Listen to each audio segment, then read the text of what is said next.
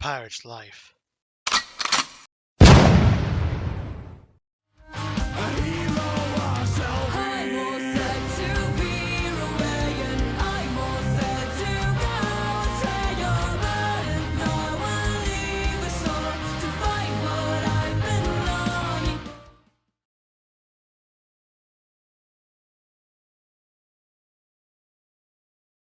Ahoy there, my hearties! I, Profoxy 1999, and welcome back.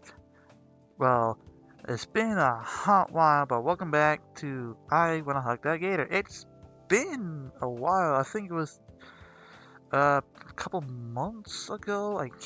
I did wrote it down somewhere. What was the last time I played this? Let's see.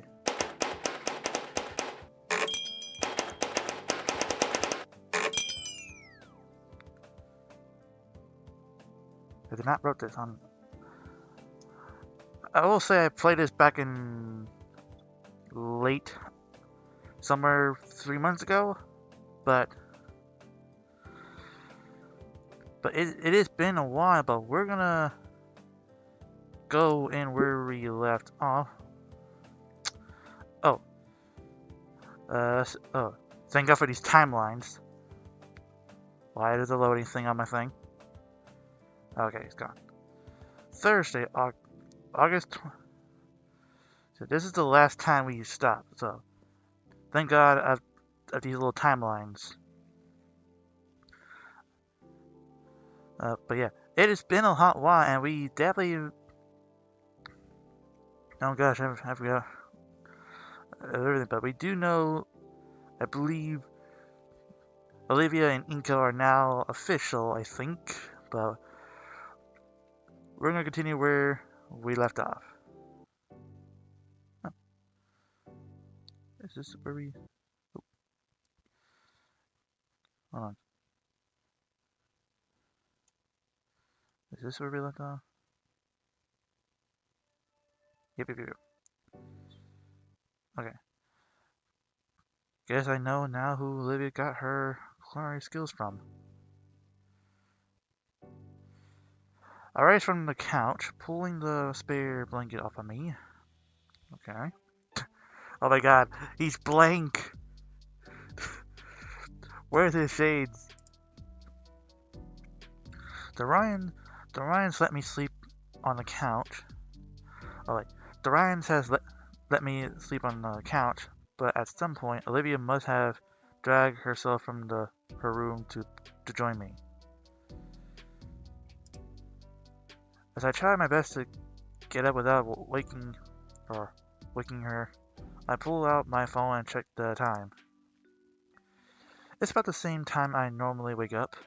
I'm kind of impressed with my own intelligent clock. Sleep schedules are a pain in the ass. It's hard to keep on that schedule. It's such a pain.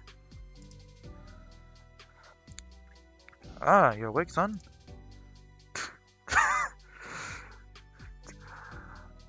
That face. Oh my god.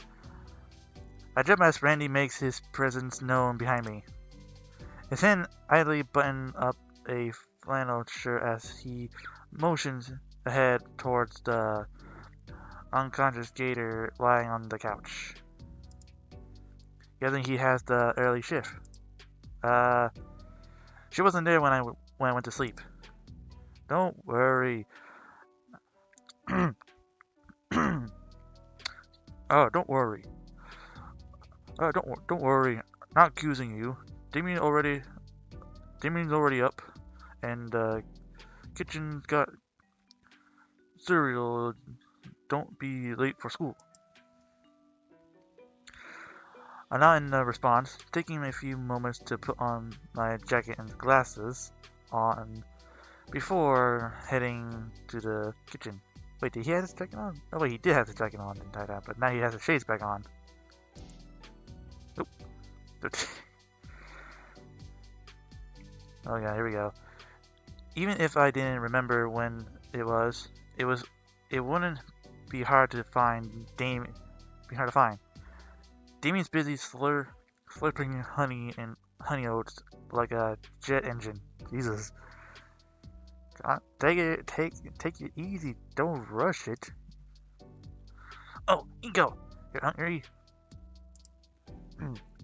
Before I even reply, the Dinozorpus jumps out of his chair and makes for a nearby cabinet, pursuing another bowl and spoon, which as he slides across the table.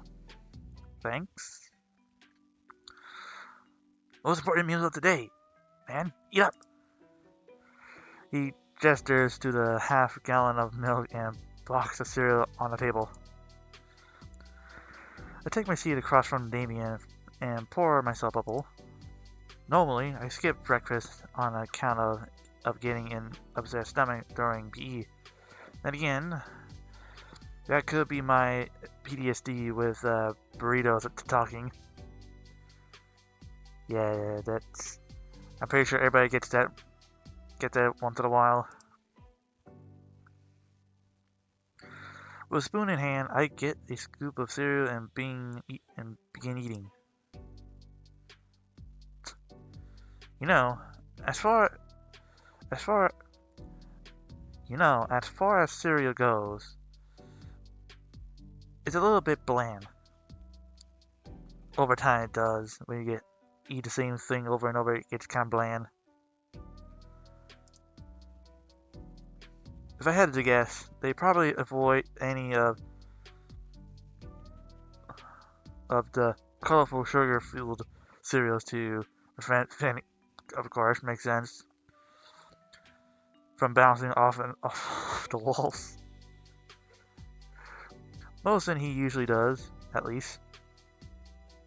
I continue enjoying my bowl of cereal, with less than furious hazes of Damien. It's not long before we're both done, and Damien stands up without any intent of cleaning up after himself. They should be getting here any minute now. So we can wait outside. Sounds good. I take the time of rinse out our dish. I take my time rinse off our dishware in the sink before anything else. Damien looks a little guilty as he realizes what I'm doing. Finally, with breakfast dealt with, we get ready to head outside into the cold, harsh world. It is snowing out there. Although by the time these videos are out there, I know I have an announcement coming on at the end of New Year's, which is about for this coming up of January. So stay tuned for that. As I grab my backpack by the couch, I take one more glance at the slumbering girlfriend. Ain't that cute? She's taking up the entirely of the couch now. The blanket we share fully away as she spreads out into the spot I was just at. Should I give her a kiss goodbye? Or maybe fix the blanket for her?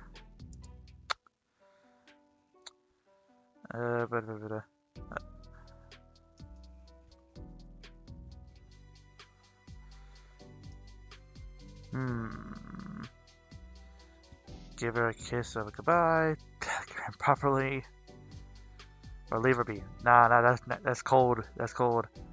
Let's see.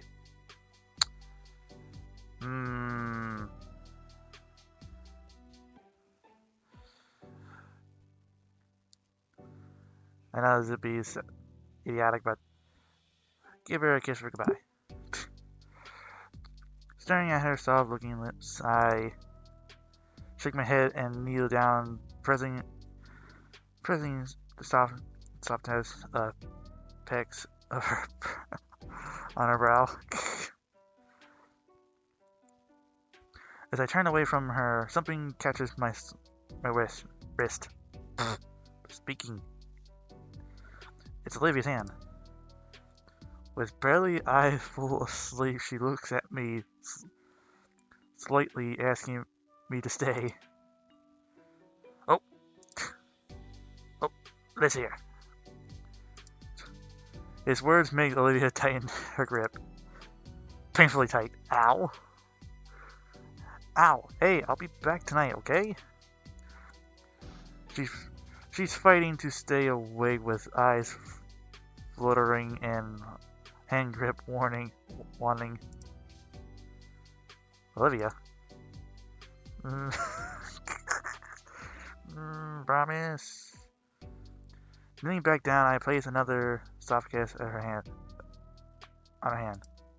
Promise. I think she accepts that, as she let herself slump back onto the couch. Inko! Sorry, had to do something. Damien, phone texting. Damien handles himself and changes. Wait. Damien huddles himself and charges into the cold, right into the Liz's car. She flings the passenger door open just in time for him to leap in and close it again.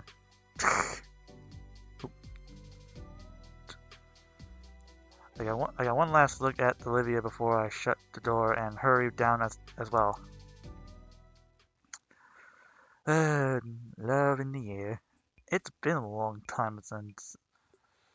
Ah man, the car is nice and warm. Oh wait, that's... Morning, Inko. You really stayed the whole night? Liz starts down the road towards the school. Morning. Yeah, I didn't want to be alone. Morning. Yeah, I didn't want to be alone in the snow. Is that why you smell like Damien's deodorant? His clothes are looking pretty ragged by now too. Shut up. I'll have to get a shower and a fresh change of clothes as soon as possible. Damien and Liz keep the conversation moving, and my mind starts to wonder. Man, poor Olivia. Who knows when a replacement chair is coming in? Could be anywhere from a few days or 2 weeks. And she's just going to be stuck home that whole time. While I still need to go to school, it won't be the same. We won't get to be together in the art room after school. All alone. Just talking, making fun of my bad paintings. Just us. Man. Wait until Yedikin finds out where... Yeah, that's a deep cut. He's gone. Yeah. Damn it. Well, I guess he knows by now then. He knows. He already knows. Man, it really won't be the same. Yo, Inko. Yo, Inko. You good? Seems pretty down all of a sudden. I'll be fine. I appreciate you guys, really. This has been the best school year of my life so far. So thanks for being my friends. Hey, you're cool too. What brought this on? Damien. Oh. This last school year's been pretty special. Or special or difficult? Hanging out with you guys, so much has changed in such a short amount of time. Even things are shaky right now. It's really been worth it. I have hopes for what comes next. Me too, Liz. That's damn. Silence falls over the car as Liz takes off. Damien's hand is only oscillantly sweated away from the radio club as we all sit in the companionable silence. It's nice taking a different sending route to school. Mm, yeah, it's a little I did not see they draw. They did a snow. Oh my god, that's cool. At school, the the auto share is unfortunately different. As we, it's as talkative as rowdy as ever, but there's less of it. I don't know. Maybe it's just my mind's playing with me.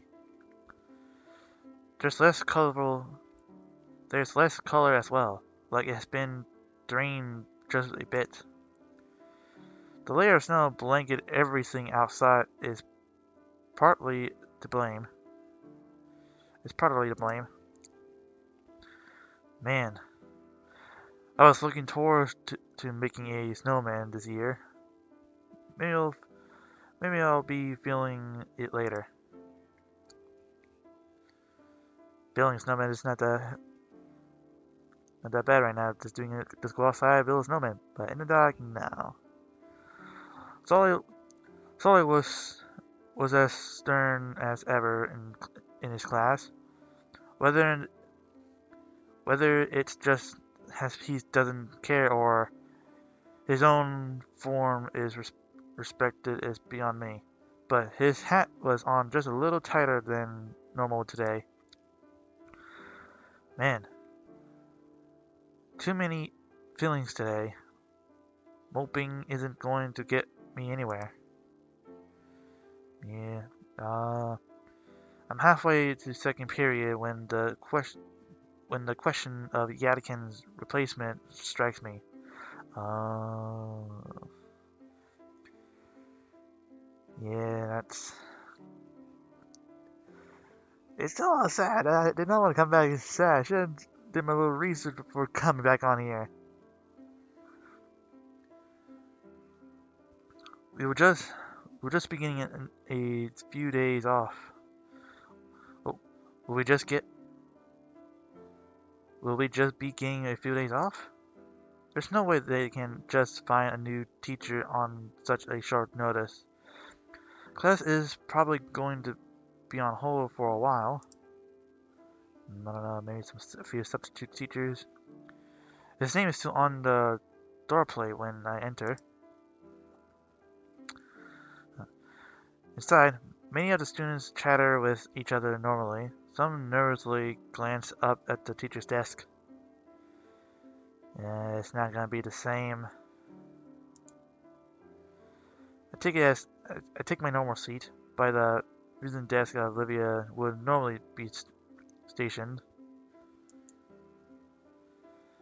Paris got Paris gonna Paris gotta suck without her. Looks like all I got to look forward to today as lunch and Damien Liz. Man, the whole day's gonna just drag on. I just want to go back to Olivia. Oh, the bell rings.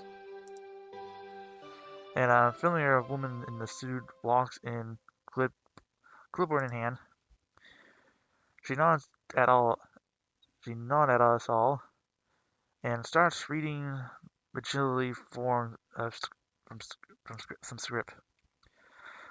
The substitute teacher tried her best, but there's only so much you can get done on your first day on such a short notice, and with just some papers to read out.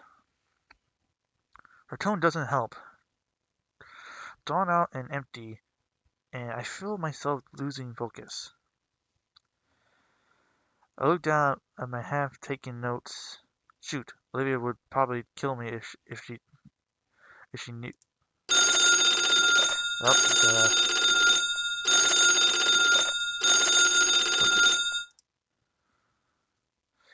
The substitute looks at the class phone in frustration as she walks over to answer its call.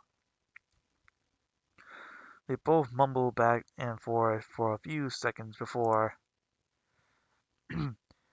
we got an Yakur Kagito. I butchered that name in the class. That's not going away anytime soon. I raise my hand. The substitute thumbs towards to the door. Office calls. You're wanted. Weird. What would the office want with me? Something not good. My footsteps echoes on the hard, cold tile on the way to the principal's office. I heard once that they made the hall to the specific office longer on purpose to scare you. Although that may just be from the old comic strip. Can a little bit. Ugh. The effect was there, however, as such of my rever-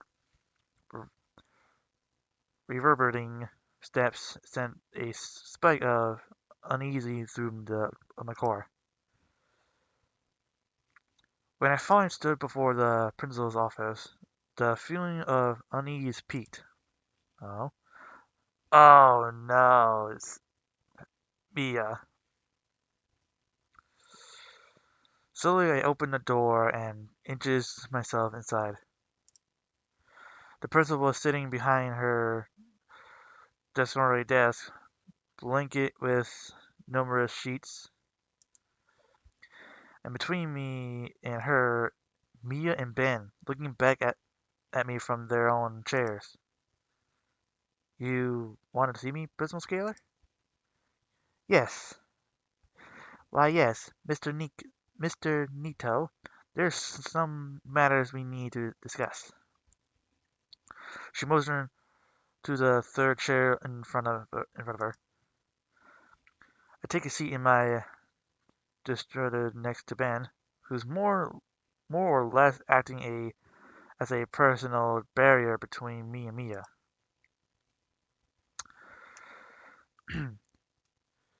Mr. McKnight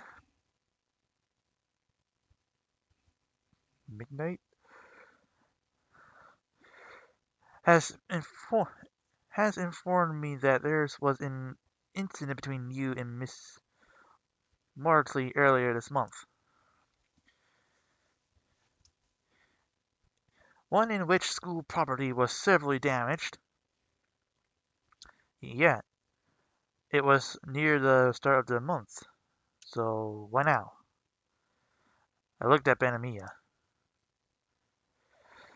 I'm sorry, there were more operation issues on the timing go. I had to keep pushing this back to handle things like the audit, audit paperwork and the extremely heavily breathed leaves Miss Scaler's mouth. You should have given me the reports for this as soon as it happens. Miss Scaler looks at Ben as he frowns. This needs to be resolved by the end of the day, Benjamin. Her tired eyes turn my way. Please, so that we can finish this as soon as possible. While she spoke, my focus was on Mia. And from the smile, oh, I see how this is. I see. I see where this is going. The smile of a, ooh. For what Miss Morality has told me, it was you who integrate in, Can't speak today. Indicated in it first place. Care to explain? What? They're trying to blackmail us, or something like that. Principal Scalar, Mia was on the one. Principal Scalar, Mia was the one who. We're aware that she caused the damage, Mr. Nito. Oh? The older woman leans forward with a pen and paper in hand. What we need to what we need to know is how this incident happened in the first place. I think we should hear Mia's side of the story first. Oh, suck up, you son of a bitch. uh, yeah, I see where this is going. He's he's he's a backstabber. Since she was the one that instigated caused the damage, after all.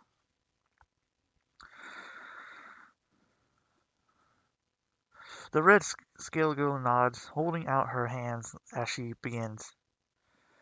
Miss Scaler, I was just trying to talk with Olivia that day, when out of nowhere, Inko shows up and starts getting on my case. And I was trying to tell him that me and Olivia were just working on a project when, bam, he just whips out his camera and blinds me with it. What? Didn't she slap herself in the face with a tail mount of glitter bomb? And because I couldn't see, I kept running into the things, even knocking things over. I didn't mean to do that, Miss Scaler. I know might have a temper, and trust me, Ben's been helping me work on it. But you can't blame me for going around like a headless chicken. She can't be serious. I look I look to the principal and see that she's just listening to her lie right through her teeth.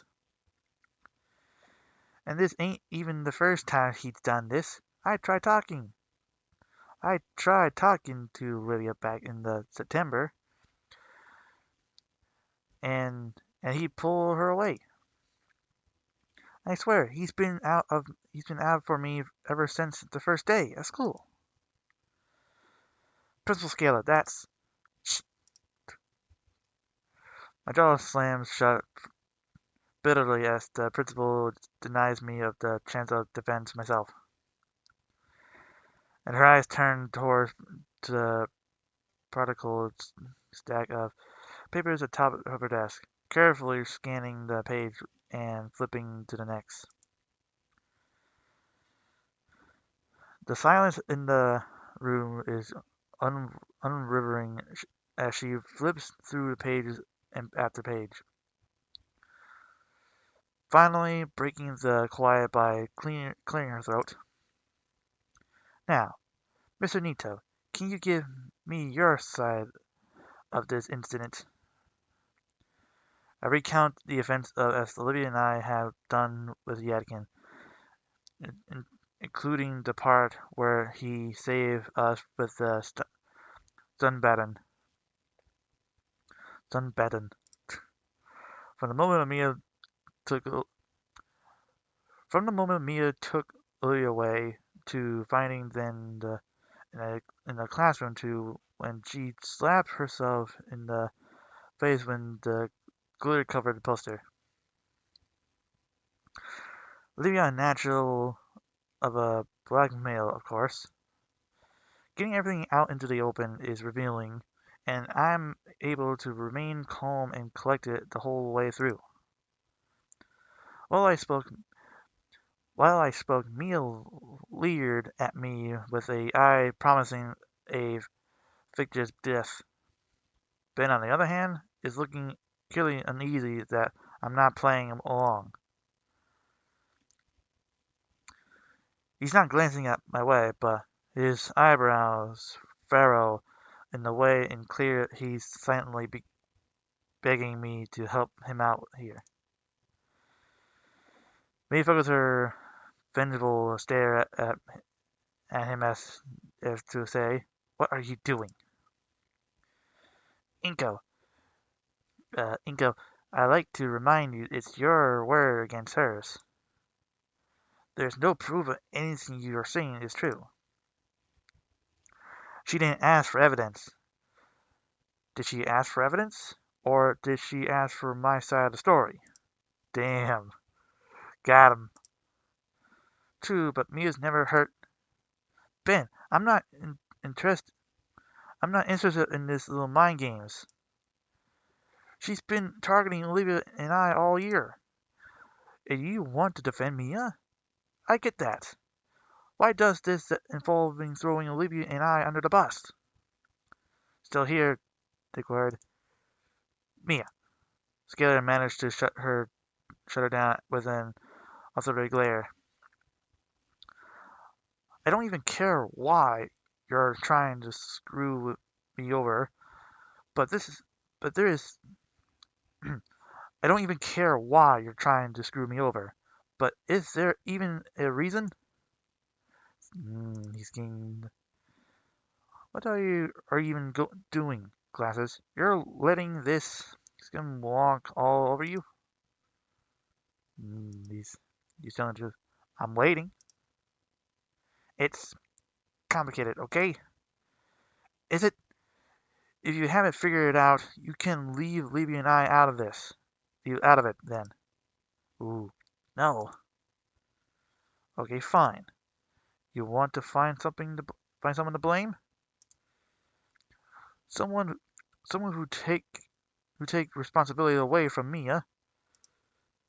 I know, I know you're, I know you're the guy responsible for everything. Ben raises an eyebrow. Well, yes, that would be the ideal.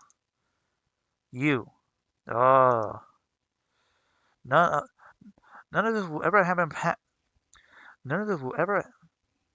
None of this would have happened if you hadn't hurt Olivia in the first place. Damn, shots fire. What's? He knows what I'm talking about. And here you are, 4 years later, still up the same tricks. Olivia is stuck at home, and her wheelchair is busted, and she's heartbroken. Oh my, I didn't know. Is she all right? And you're just bringing up this inexplicable drama? Please have some awareness. I have more important things to be worried about, clearly. I don't care to be part of whatever house of cards you have set up here.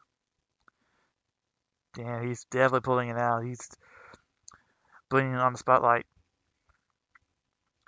Damn it. I.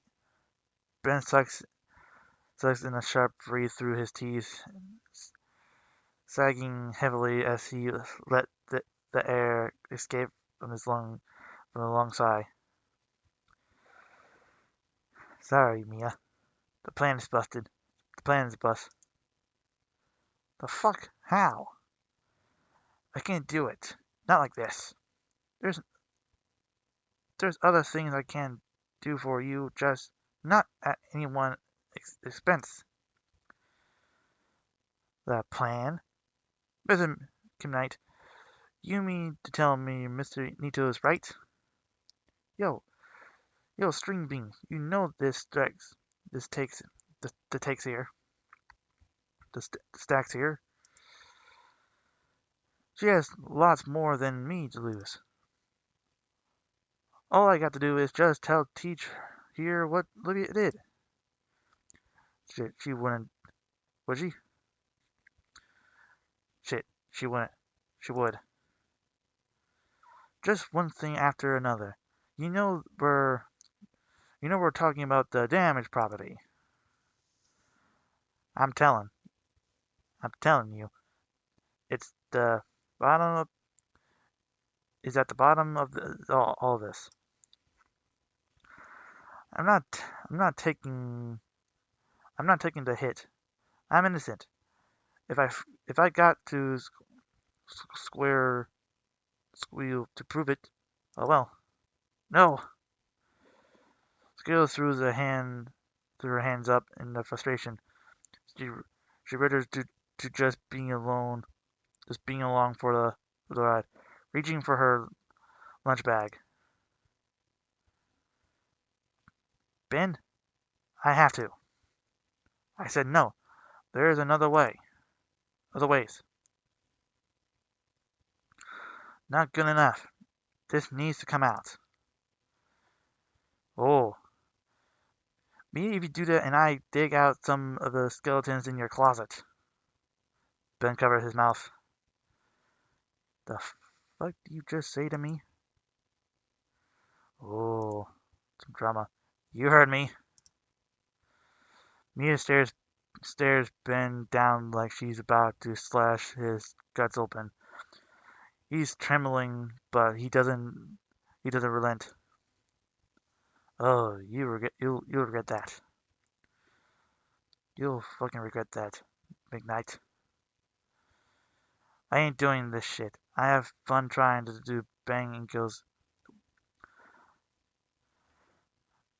I don't think I want to read this.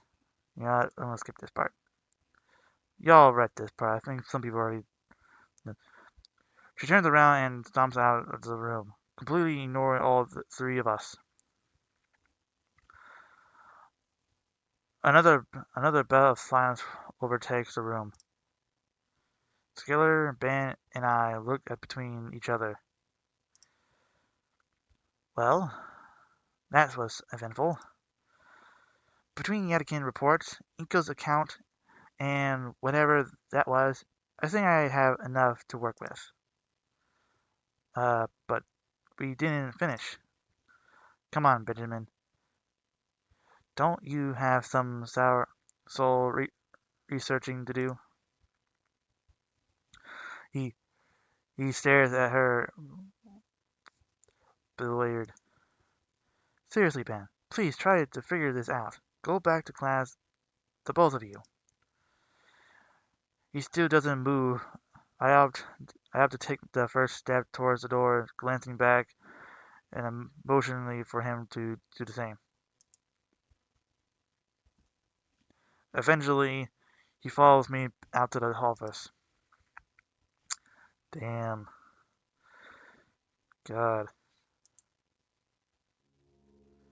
Once we're out, I, I think, I think to thank Ben. But why? He's the one that accused me of dragging me in there begin with. He just fixed his own mess. Ben runs his hand through his hair. Oh, oh shit. I'm in trouble. You alright? I, I don't know. Look, I'm sorry about all of that. Everything's just getting too complex. It's like I'm losing it. I'm always judging so many things, and so many people have different rules. I can't let this start to get to me. Just gotta keep this up, right? What is it? Good question. I can't say. I can't say. Sorry. I'll be fine. You should go. With a nod, I start heading back to class. Wait. Oh, for the love of... Will you just make up your mind? I turn back, catching Ben's flinch. It's Olivia. Is Olivia going to be alright? I want to visit her after school. I told her I liked her. She told me she likes me. Oh, congrats. Thanks. And when you see her, can you tell Olivia? Tell her I'm sorry. about then. I didn't mean it to hurt her. His fingers are clasped together in supplication, supplication, and while he looks sneer, I think you should tell her yourself once you see her again. You're right. I will. Yeah, you have. Don't send the message. You had to grow a pair, and you. I can see what's. I can't pronounce the words, but I can see what's going on, and all that drama stuff just really. Oh man. I gave him a thumbs up and continued to lunch. Oh man. By now it's about lunchtime, meaning I can hang out with Damien and Elias. Definitely needed after all this. Oh man.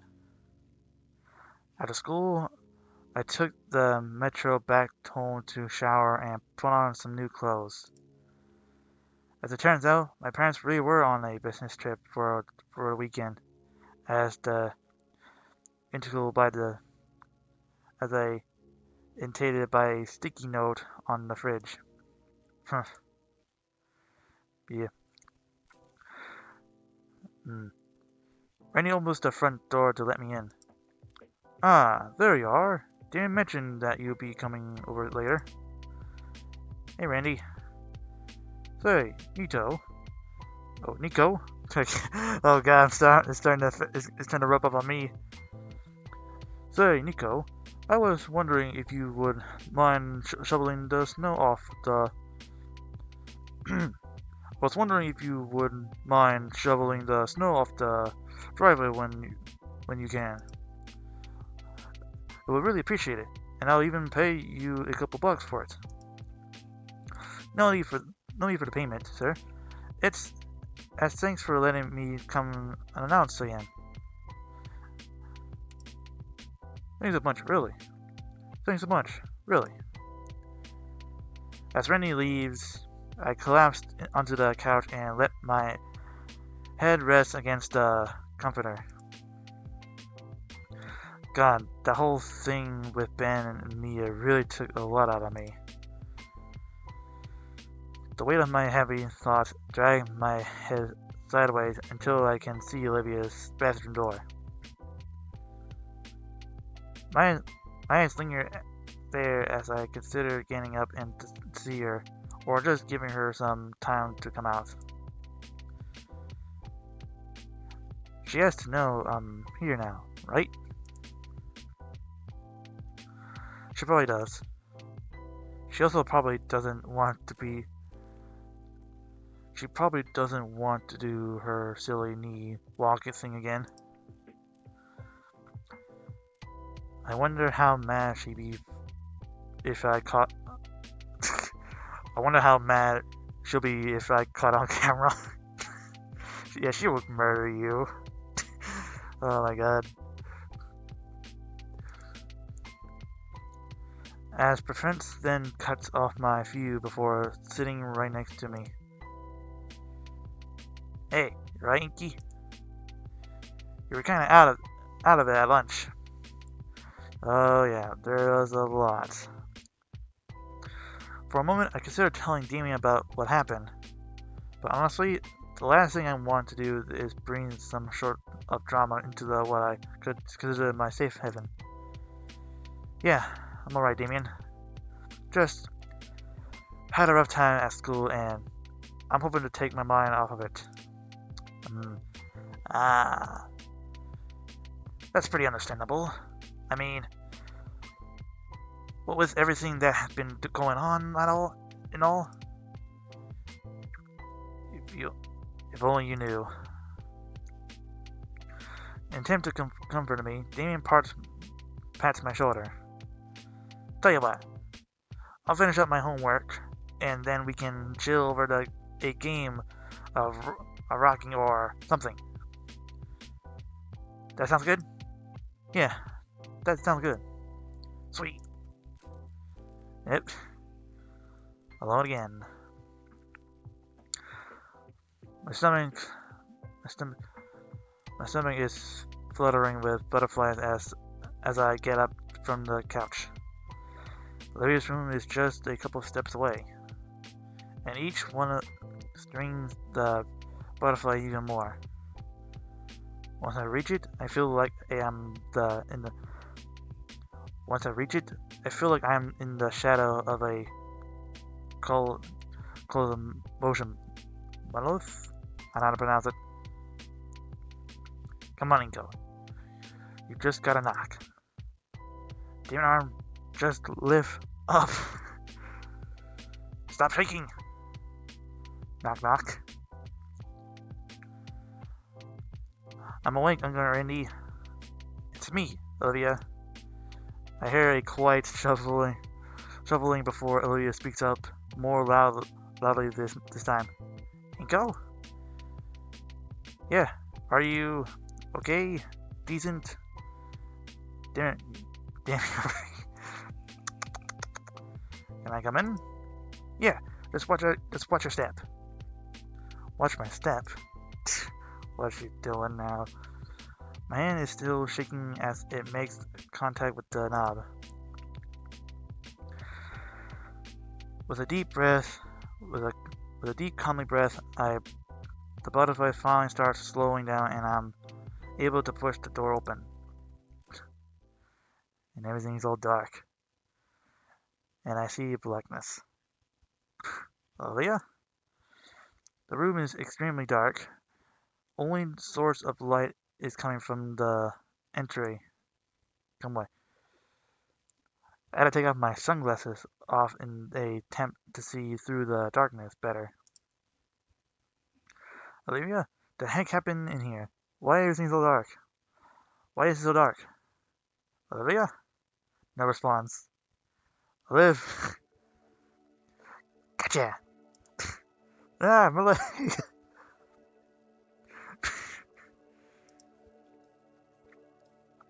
Hi.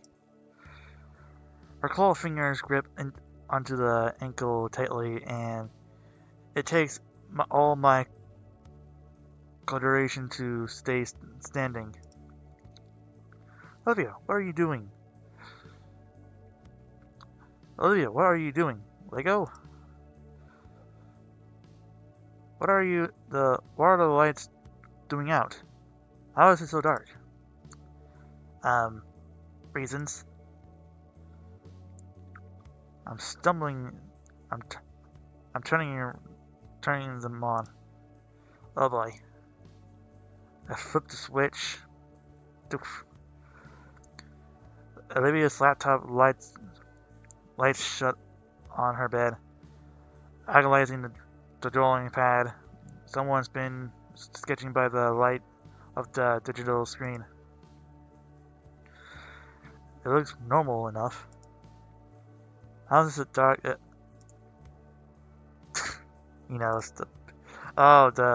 windows are covered. Olivia? Yes? Why are the windows painted over in black paint? The light's coming in offendedly in my blackened heart, and my windows become a canvas into the new darkness in my life. Yeah, it's dumb. I know. Olivia, are you alright? No, oh, no. No, I don't want you to sell the Gator. No. Ugh.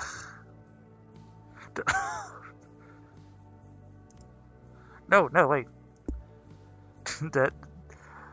Oh, no. That's a Gator moment.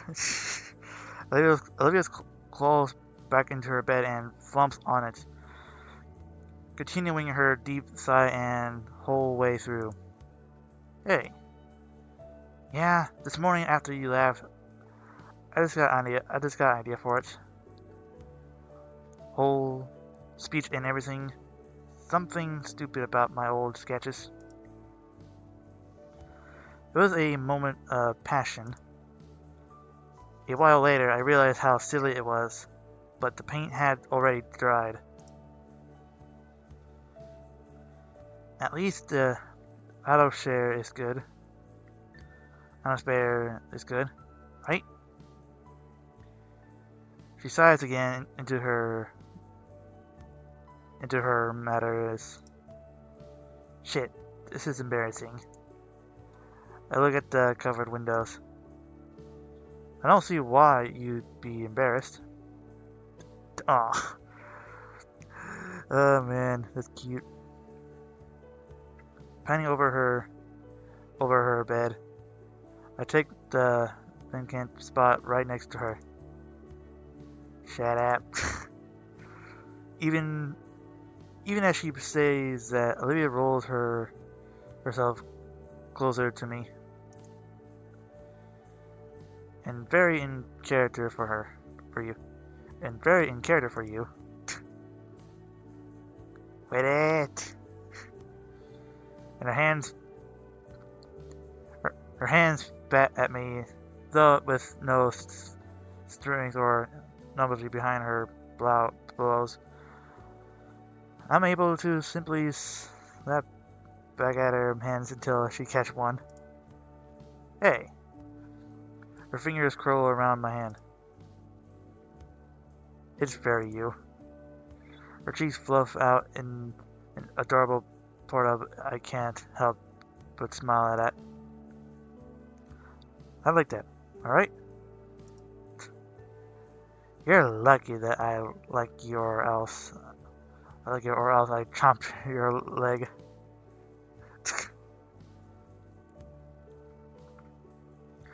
She goes at my smile, clearly annoyed by her own lack of implications. I guess I got the use of it. Bit of a tolerance for it. So now I can see how Olivia really is. You like me and you still do that. Her bluff called. Olivia buried her face against my thigh and growls louder. That's cute. But her fingers still cling tightly to my hand. Aww. Her hand tilts just enough that she can peer at me with a slowly silver eyes. Aww. Aww, that's cute. Aww, that is adorable. Oh my god, that is adorable. Just had to. And while her bow is muffled against my leg, I can still clearly hear her say, miss you. Oh, that's cute. My free hand comes around and gently combs through her hair. One of the things I really marvel over just how soft her hair looks. And generally feels as I come to find my fingers run over the glossy green locks. You've just been in here all You've just been in here all day? Olivia nods her head, nuggling her skull more against my hand. I see her set up here. There. Yeah. She held herself upright again. I've been drawing that painting all day. It's starting to come along. The laptop was just for the light and music. She passes me the oversized pad. True to her word, the sketches are looking more and more refined.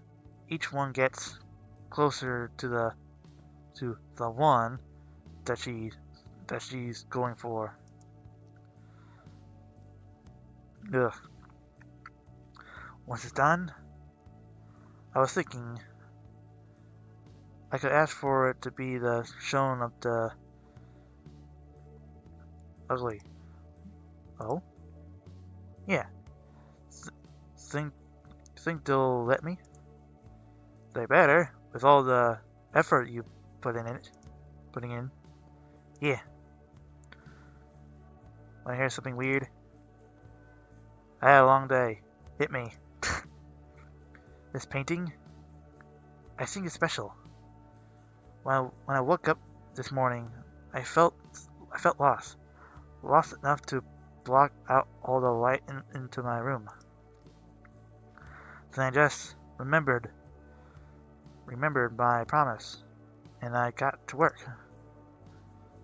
It still hurts, but when I'm working on it, it's like it hurts less. Like it was I should be doing. Like I'm doing it right. That's not weird at all. Really? Come on now. Alright. Alright, it's super weird. I think it's less I think less of you know. Does he now? Ha! But really. She bit her lower lip, thinking about something. Is it missing something? She gestures to the page I'm on, the most recent sketch. I don't see anything wrong with it.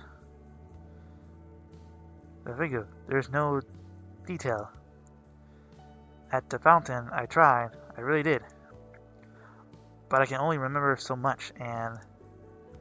Inko, hey? Hey, absolutely. I'll take the best dang pictures you'll ever see. Thank you. First, though, how about I let the sunlight back in here, alright? Yeah. That's probably the best. How would I go about doing that? I moved the washcloth across the window panel. Slowly but surely scrubbing away the dried up paint in chunks. Now good thing Olivia keeps spare bottles of paint thinner on hand. Or at least Miss Prain has Olivia keeps spare bottles ever since the incident involving a much younger and more rebellious Binox smearing paint all over the walls. The light is better. As I continue scratching some of the current flakes of paint off with my fingernails, my ears pick up a sound of a digital camera going off. In my personal essential, I see Olivia holding her own phone towards me. Taking a picture when I'm not looking at my best? For shame, Olivia. Hush. You look fine. What's so special you need to take a picture for? Nothing. Just using you to mess with an unstable human. Oh my, not again. That's neat. What? Most of the paint has gone away. I tossed the rag aside and scrambled to take a seat beside Olivia. She cracks to herself as a new Postman photo shows up. I never heard of this place before, but it does look like a... well, okay. That is to say, non-dinosaur. Isn't that lizard alongside Liz doesn't like? No, this is a... oh, okay. Puzzling the picture she'd just taken appeared in the next text Mine now. Shiny, your days are your days are numbered. There's a reply calling your. I'm not gonna say that. Olivia, I don't really appreciate being used for this sort of thing. And don't worry about it. It's cool. And see, they just IP banned me. You just got banned just for that? Nah, I get around that super easy. And I get to do it all over again. Oh my god, Olivia. That Gator. Oh my god. There's tears. There are tears. Okay. Okay, that's enough, internet. That's it. I'm taking you outside. Olivia shakes her legs to her for her moving. To get her moving. Come on. You've been stuck in here all day. Come to the world of the living. She smiles as saying that.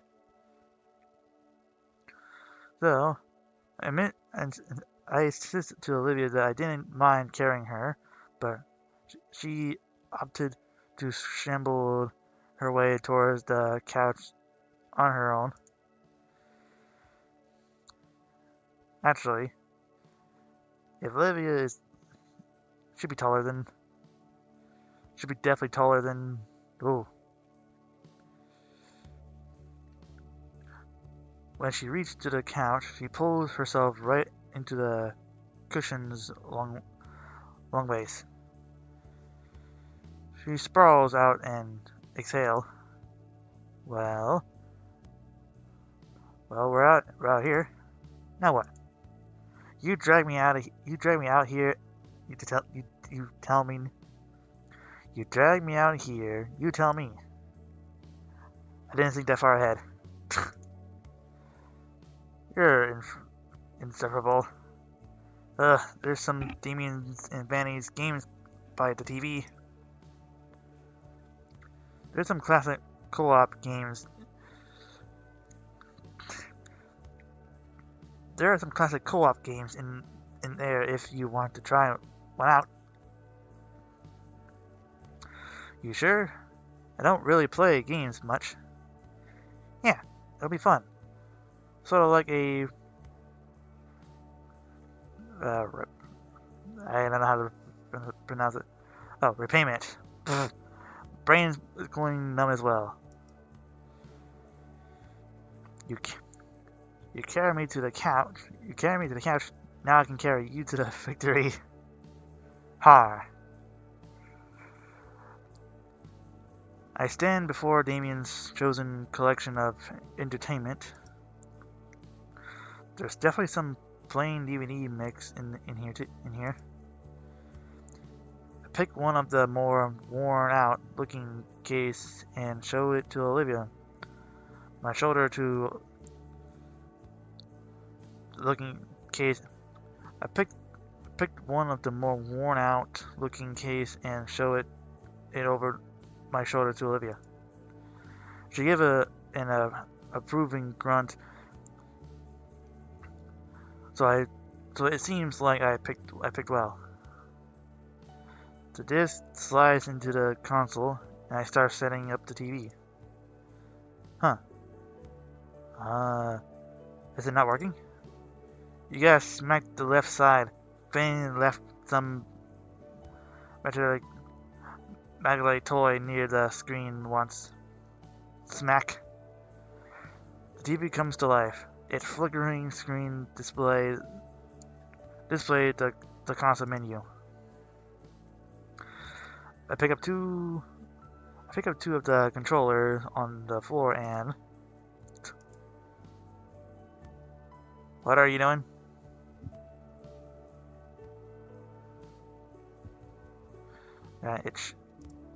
What? Oh. I used to playing like this. She rubbed her hand on the cushion next to her, inviting me to sit normally. So what's cool about this game is... Oh. Ah. How do I even do the whole thing? But, Hey. What's cool is the co-op campaign has its own story. We can just play through that, because there's no way I'm letting you near the online scene yet. And with a few clicks button prompt, the game starts.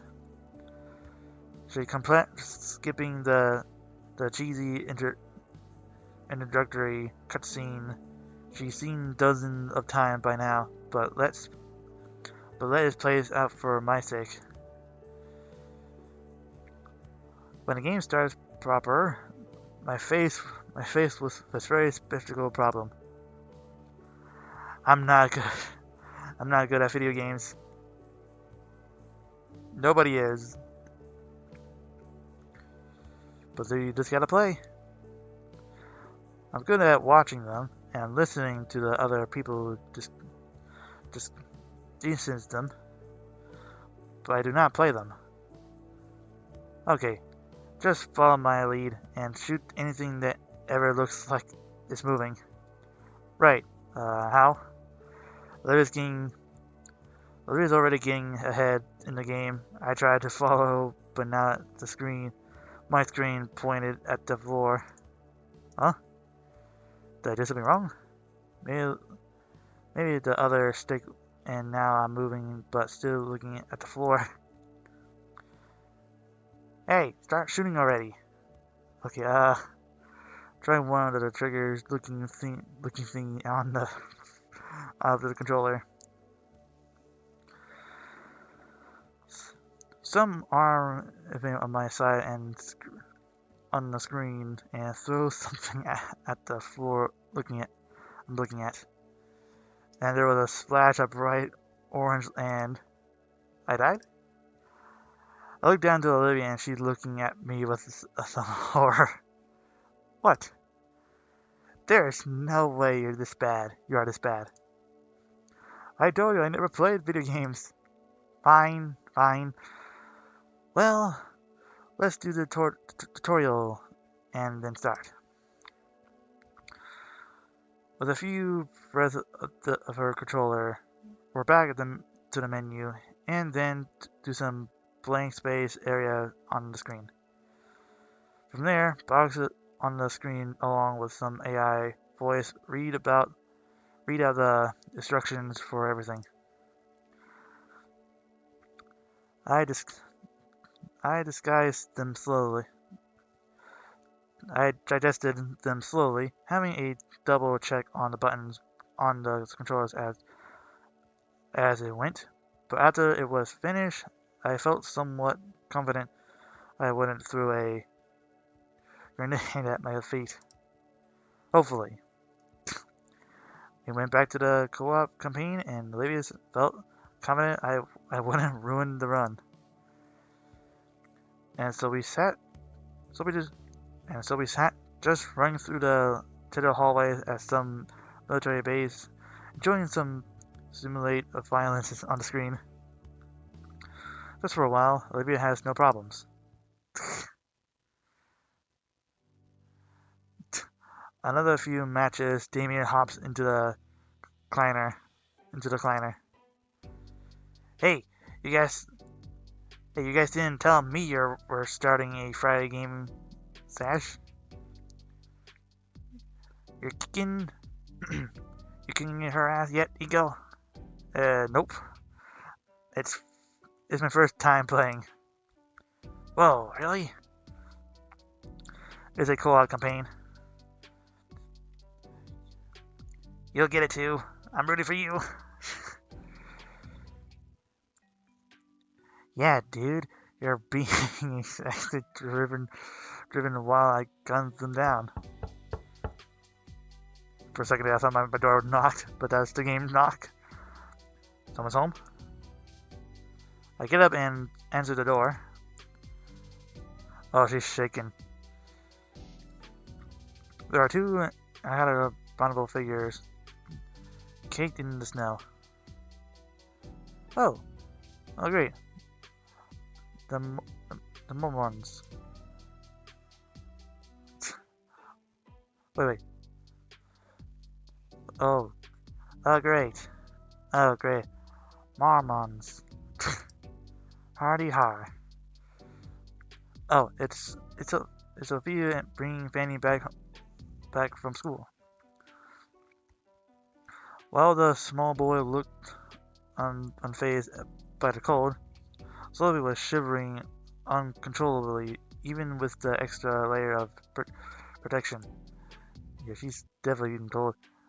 Damien rushed to get some blankets for the two. Hello, Miss Payne. And hi, Penny. Inko, what a surprise.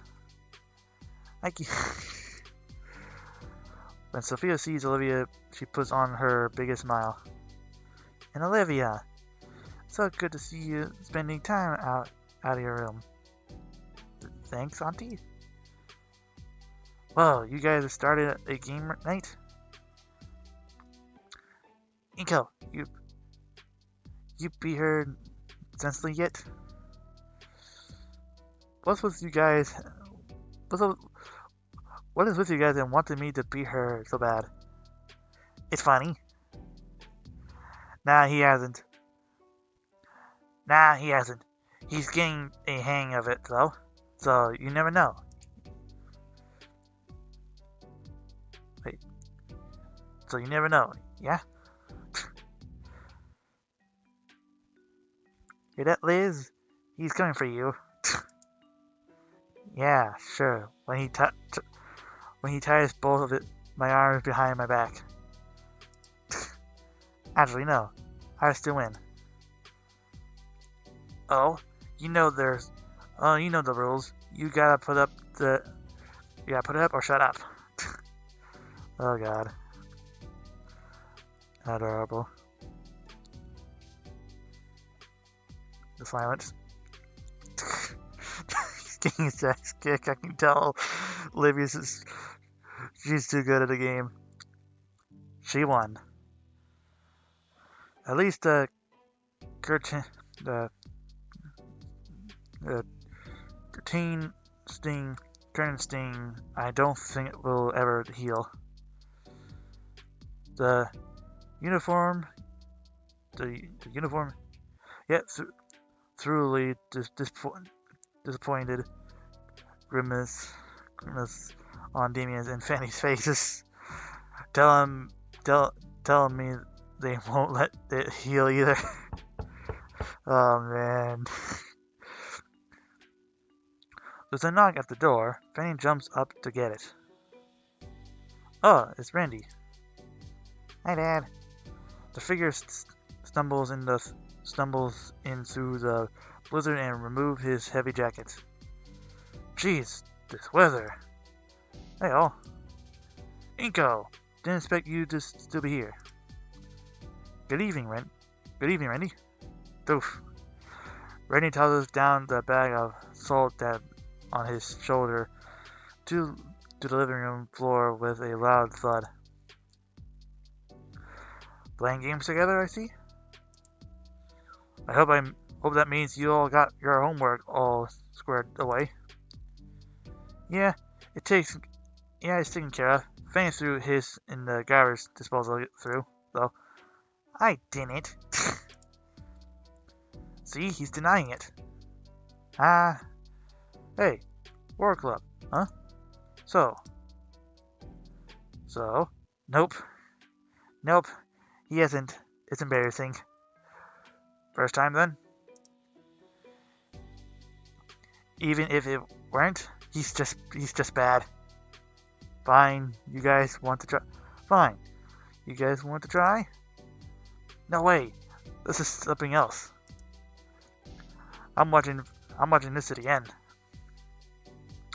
Fanny nods responsible agreement. Well, I join you kids, but it's my turn to figure out dinner tonight. Needs needs something warm after everyone's been out in that fridge cold all day. Your mother's nearly frozen solid. Something warm does sound good right about now.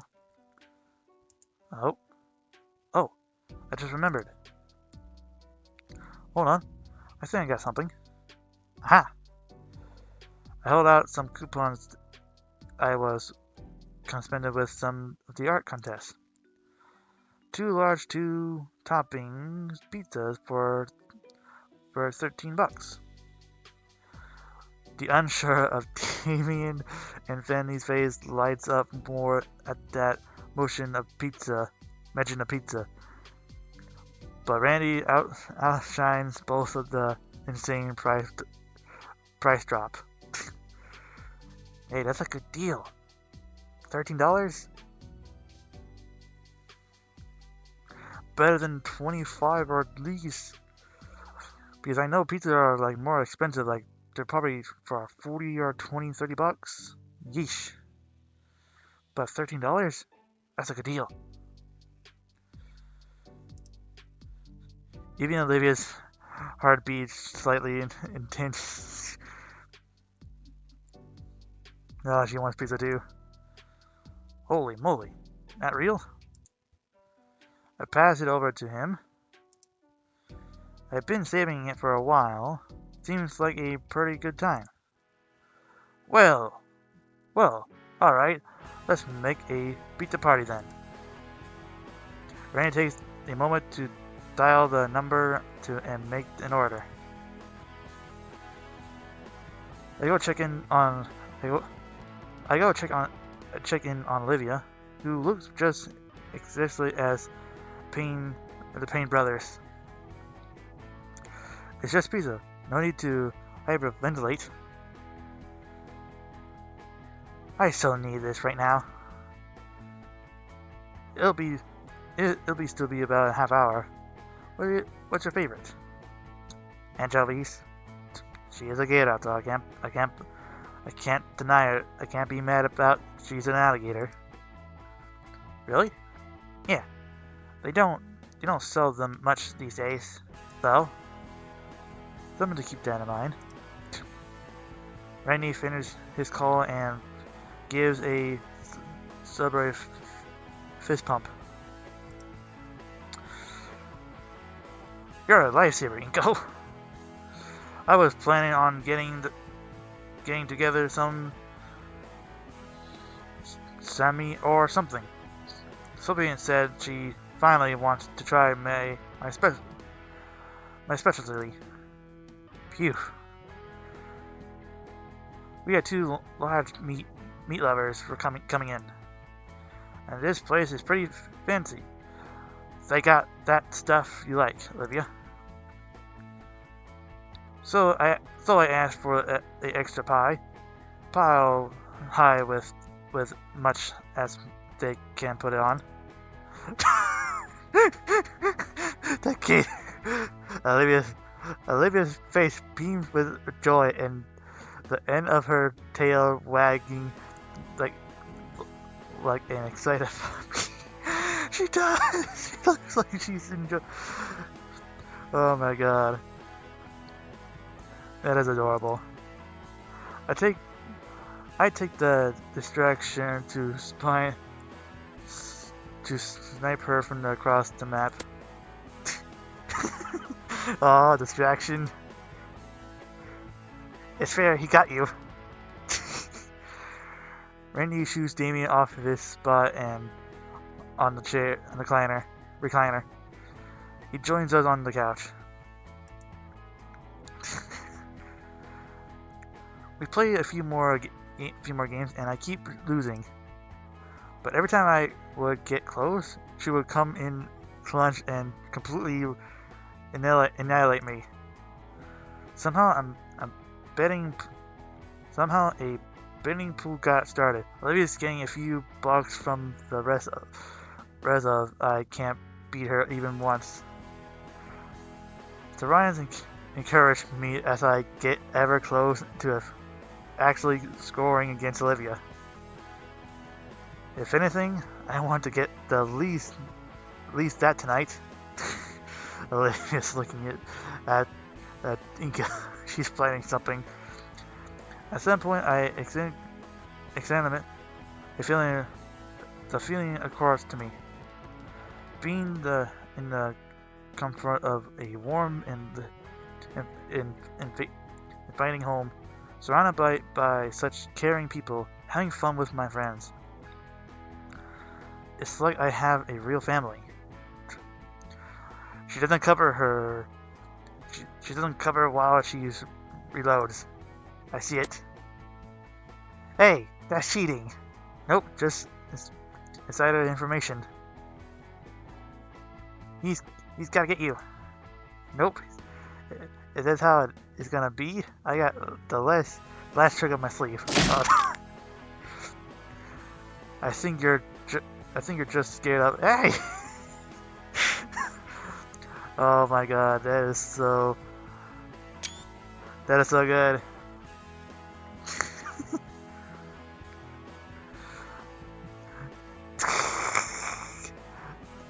That's just adorable. Ah, she got him. I don't know how many of you are keeping up with all this. Oh, oh, that'll be our dinner. Randy heads for the door with a hand already reaching for his wallet. Pizza? What's the special occasion? Gotta treat ourselves good. Gotta treat ourselves good and eat good tonight, hon. That's a special occasion. Not that I'm complaining about pizza, but isn't deliveries prices pricey these days? Randy returns with the box of sketch on his arm. Sketch on his arms, flashing the used coupon in his own hand to Sophie. Her face donned of an expression of a smiler to others earlier. See? Okay, everyone, get your plate and get some. Feel free to make mess if you want to clean up dirty. Okay. Damien and Fanny leave from their position and have their plates in the blink of an eye. Can't really blame them. Who does not like pizza? Pizza sounds good right now. I'm upset now. I want pizza now. And the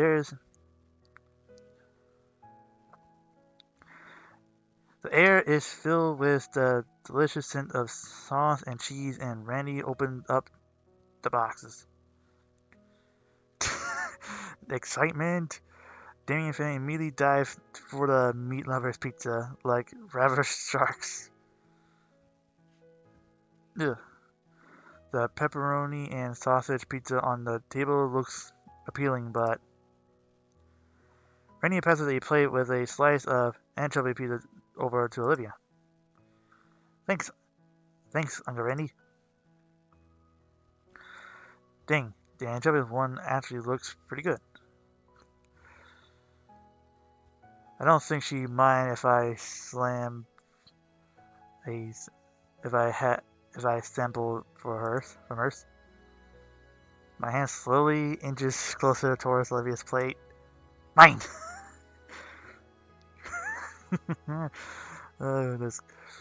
I've been really enjoying this game. It's been so while since I ever played it, but since I'm back into it again and actually getting this done before at least Christmas time. So other games will be on hold up until then. So again, there's an update coming, so stay tuned for that. Taking a moment to ease my hands intentionally, I purr my lips at her. Aw, come on, Liv. I just want to try it. Nope. Anchovies are Gator's girls only. You wouldn't take something from your girlfriend, would you? She flutters her eyelashes at me while pressing a poignant pout. She seemed a puppy dog treatment. I just want to try it, though. More eyelashes fluttering. I can even see the moistness in her eyes. Oh, wow. She's giving me the new meaning of crocodile tears. She's giving me the puppy dog eye treatment. But definitely trying clever idea spawned within my mind. After all, she wants to play the girlfriend card. How about a trade or something? The pow fades away in her confusion. Trade? For a bite? Her convention perhaps to curiosity? Maybe. What are you offering? With a smile, I lean closer to Olivia, and closer still. Olivia's face, aflame with her blush, growing hotter and hotter by the second. I can see where this is going. I feel a puff of hot air from her nose flowing against my chin. Her eyes are as wide as the sausage now. The sausage now. This. My lips tap slightly on the edge of her mouth. Her mouth. Wait. The gator is swiftly stunned. Now's my chance. Quickly, I go in for the kill and chomp down on the slice, and she was holding on to. You got her. I fought away for a while, on my hard-won prize. The pizza is very salty but rich with flavor. I can taste why she likes anchovies on her pizza. Olivia's eyes are still wide, and her mouth is circling open and closed.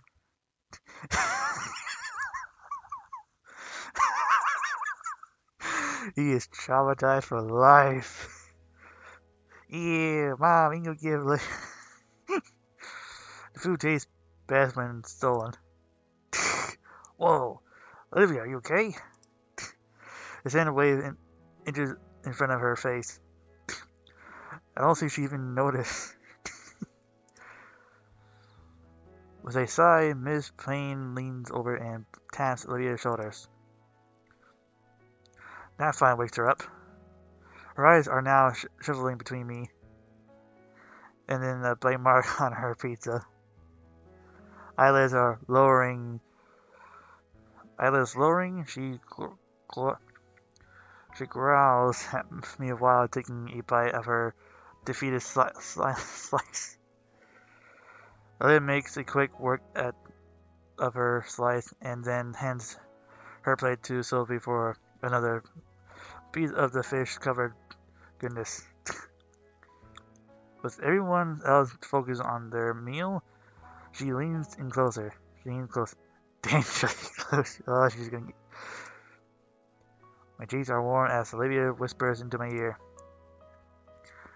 You owe me more for that bite. She always had a bit of a ugliness in her tone, but wow. Yeah. Oh boy. Oh man. The sun was hanging low by the time the pizza was finished, which means it was time. It didn't take much to convince Damien and Mr. Payne to take me out to the fountain once the lady fully explained why. We arrived at the deserted park just as the sun sank behind the horizon. Ordering Damien and Randy, I got to work. The mail panes held the widescreen projectors of and Randy's cars for me, doing their best to distribute the remaining rains of light towards the fountain. The focus was just the details of it. After all, the more reference for Olivia, the better. No words, just a task, just a task at hand. Considering moving to the also keeping warm and serious, the only thing to stop us was the daylight finally vanishing. The memory card was filled completely and reference shots for Olivia. A good, a good hardened and some form every conventional angles. And arriving back, Sophia had unfolded her couch into a bed for me. It hadn't even encountered to me how late it could be, or how bad the weather could be end up. I feel like I'm frozen to the core, combined with my clothes becoming damp from the melting frost. Instead, Olivia dragged me onto the lumpy mattress of the couch, sitting right beside me so I could go through photos with her. The rest of the household slunk off to bed shortly after, leaving just us two in the living room. Ah, just huddling together looking towards through my camera. We're, we're, we are the only ones still up.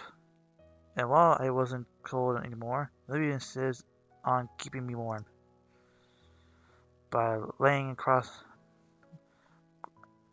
my lap as she's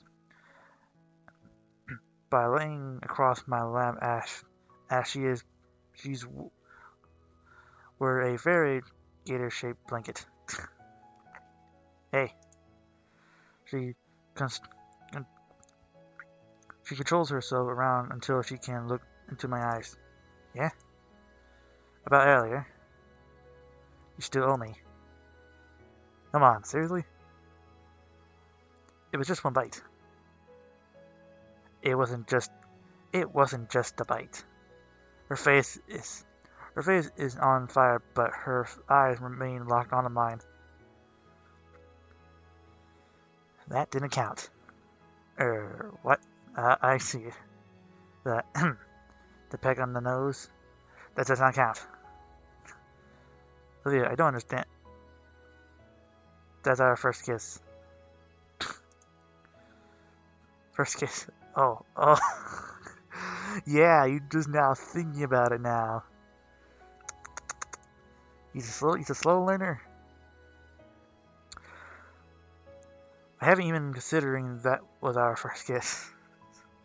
Suddenly, my face begins to heat up rapidly. It just came to me, and it felt natural to do it. Well, alright. I'll, she progresses her, she, she crosses her arms. Olivia might have looked immediately if she weren't also spayed out across my lap while she just did it. So you want an actual with interest? A fair trade? Even as I looked down at her with incredibly, Olivia maintains a serious face and posture, locked in and staring contest with her. I feel my leg of shades has weakened in my defense. I gave in. Alright, I owe you a real kiss. And what else? I wanna go on a date. An actual romantic date. The split second I get my chair back. Alright. I just jinxed it. Alright. So, the first part. Olivia's hands reach up, latching onto the side of my head. I expected her to drag me down roughly, but instead I can feel her hand shake as she slowly guides me downwards.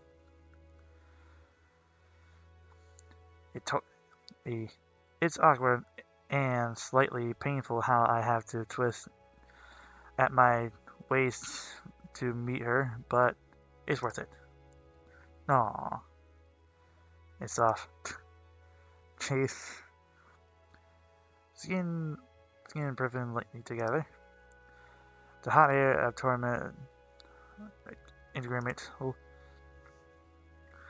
And I support myself with my arms over her. Her arm moved from my head towards my neck. Our eyes grew heavy, but I don't know who faded first. But Olivia clung to me with a drifted and sleepy to sleep just like that. You won. I stared from my sleep, and as the morning sunlight begins peeking at through the glass back door. Okay. It's quiet. The only sign of life is the light breathing of the girl holding me close. She wrapped her arms around one of mine, gently nibbling at my shoulder in her sleep. She's warm. I started me back to sleep, looped by the Olivia's soft breathing. My thoughts drifted between sleep and awake. Their puzzle piece that slowly comes together to a single, unfiltered phrase that the Wally after what I'm feeling. And your lover. I love. I feel horrible, discomfortable approaching. I know who it is. Inky, live, wake up! The curse planted both of his feet into my chest, shaking me by the collar. Olivia responds by swatting him clean off of me with her tail.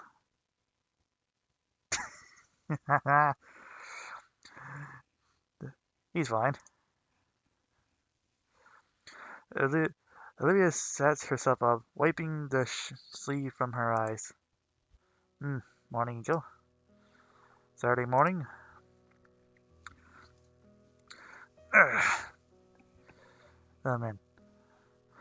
I checked my phone. Says that it was 7:30. 4 hours too early.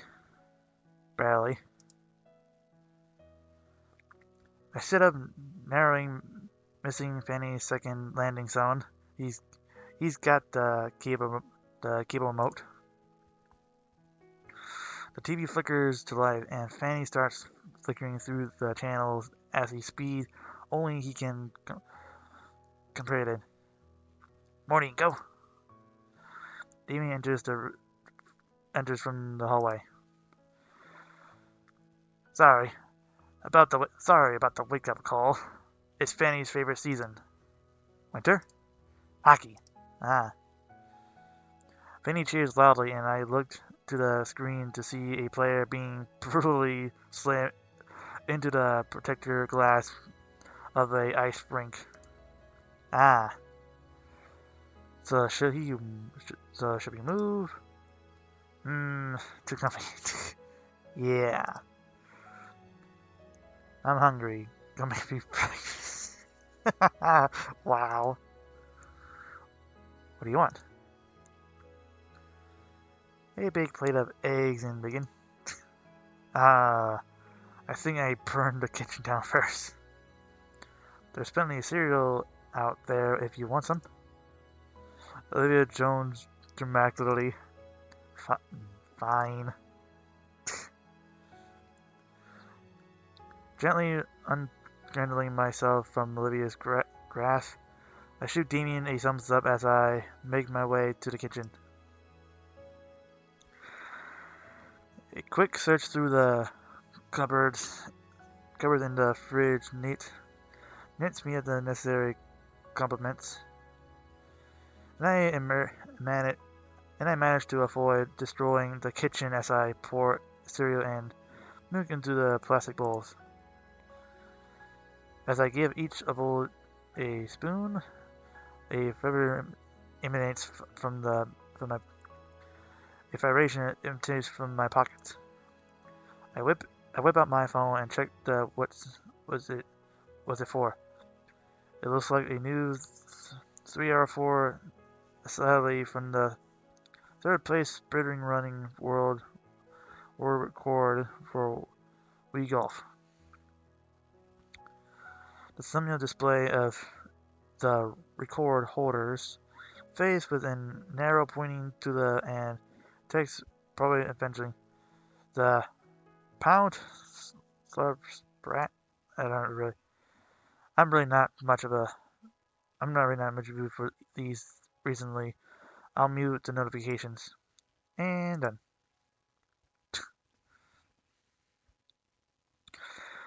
As I return to the living room, the sense of a lot more lively.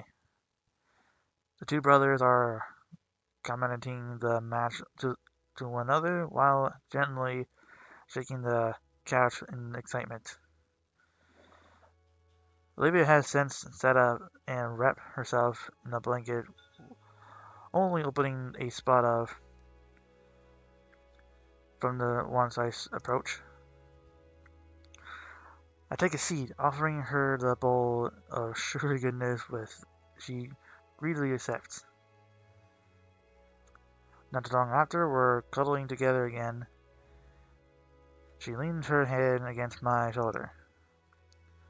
Despite the ruckus, I am able to find the perfect spot to snuggle with Olivia and enjoy her warmth.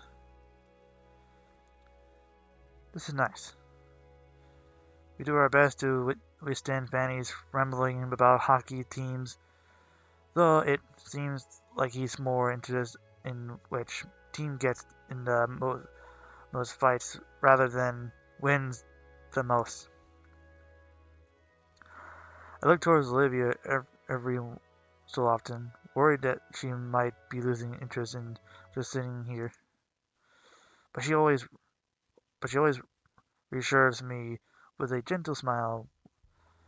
One that says she wouldn't have it any way other have one that says she wouldn't have it any other way. Starting in her sharing her contentment, we continue to snuggle on the couch together, coachingly cheering with the brothers as they celebrate with the success of their hockey team.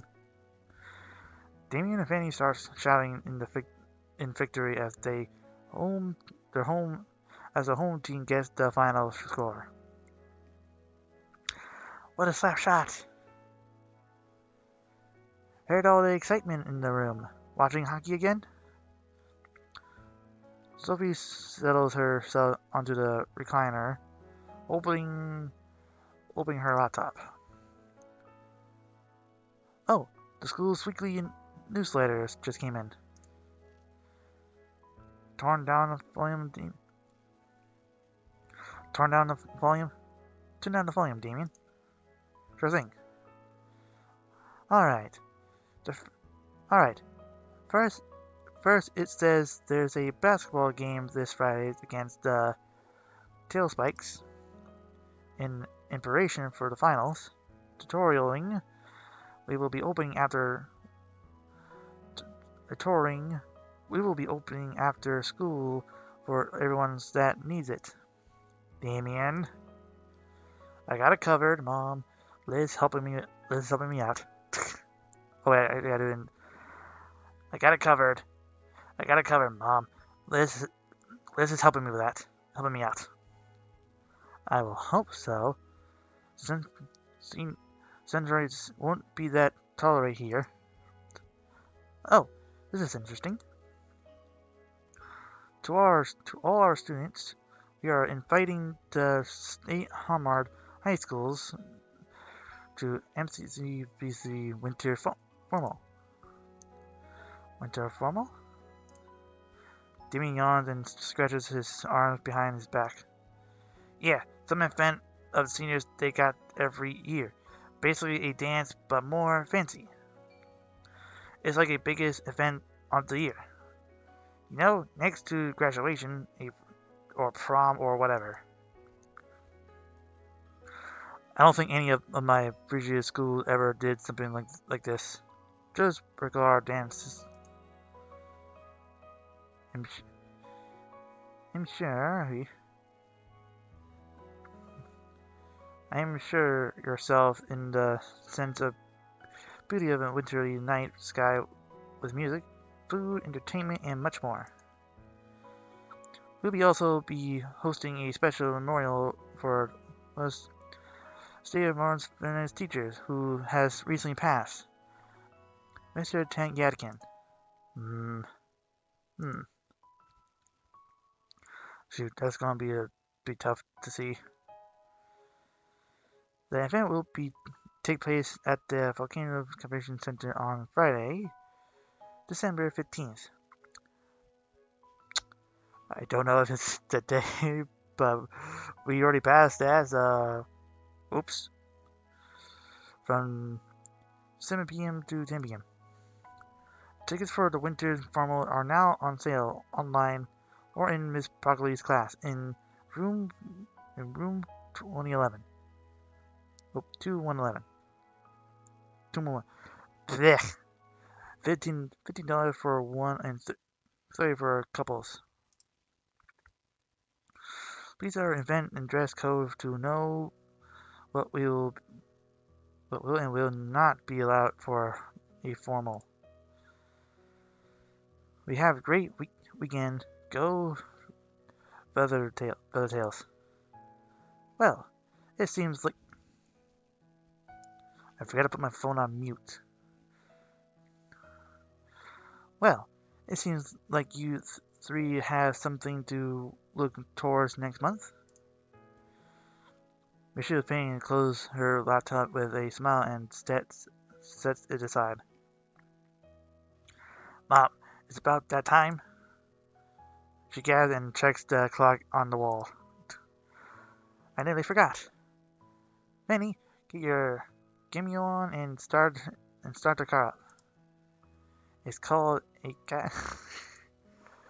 Okay, I'll probably be running some errands while he's karate practice, so I'll be out until dinner. I'm sure Fanny didn't mean to karate chop my throat as he got up and just eager to the class. The back row from Olivia helps to clear my airway quicker at least. Well then. Damien switches on some game and slumps on his familiar position in the recliner and mirror the seconds. I don't even know how he keeps track of the blur.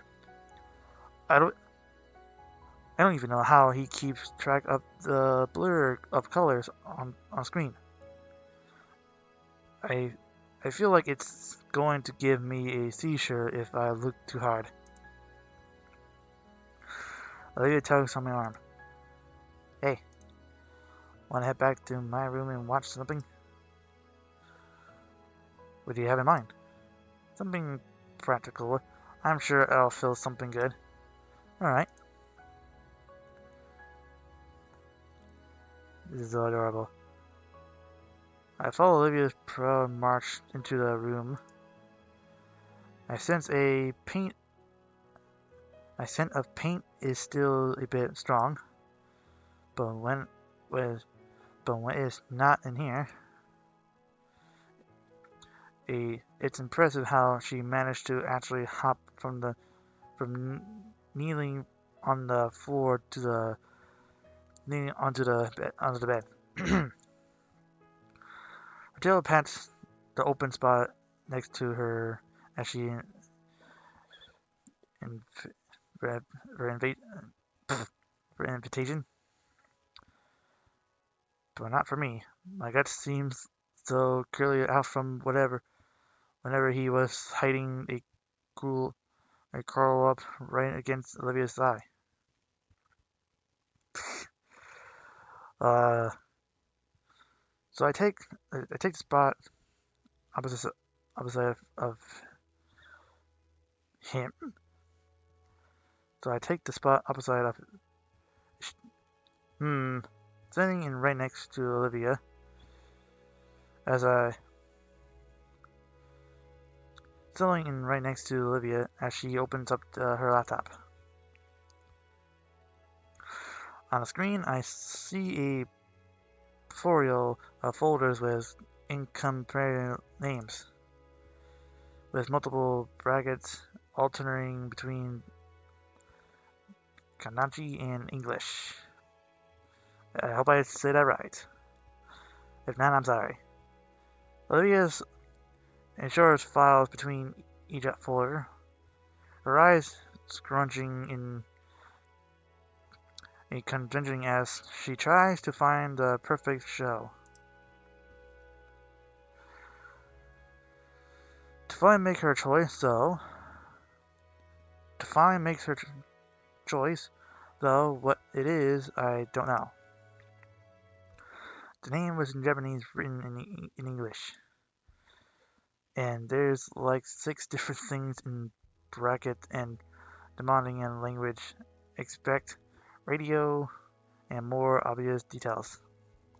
The media player pops open and the first thing to pop up was still sent out of a Parasaurs in old Japanese attire.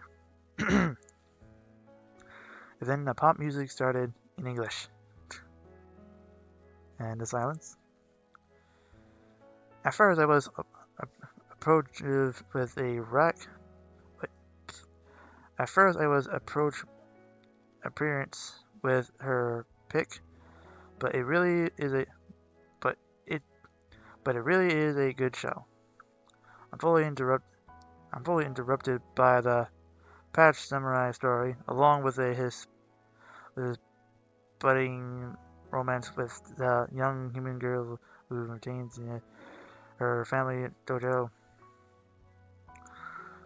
So fully settled in, Olivia's splaying out across her bed and giving me just enough space to sit with my back against the wall beside her.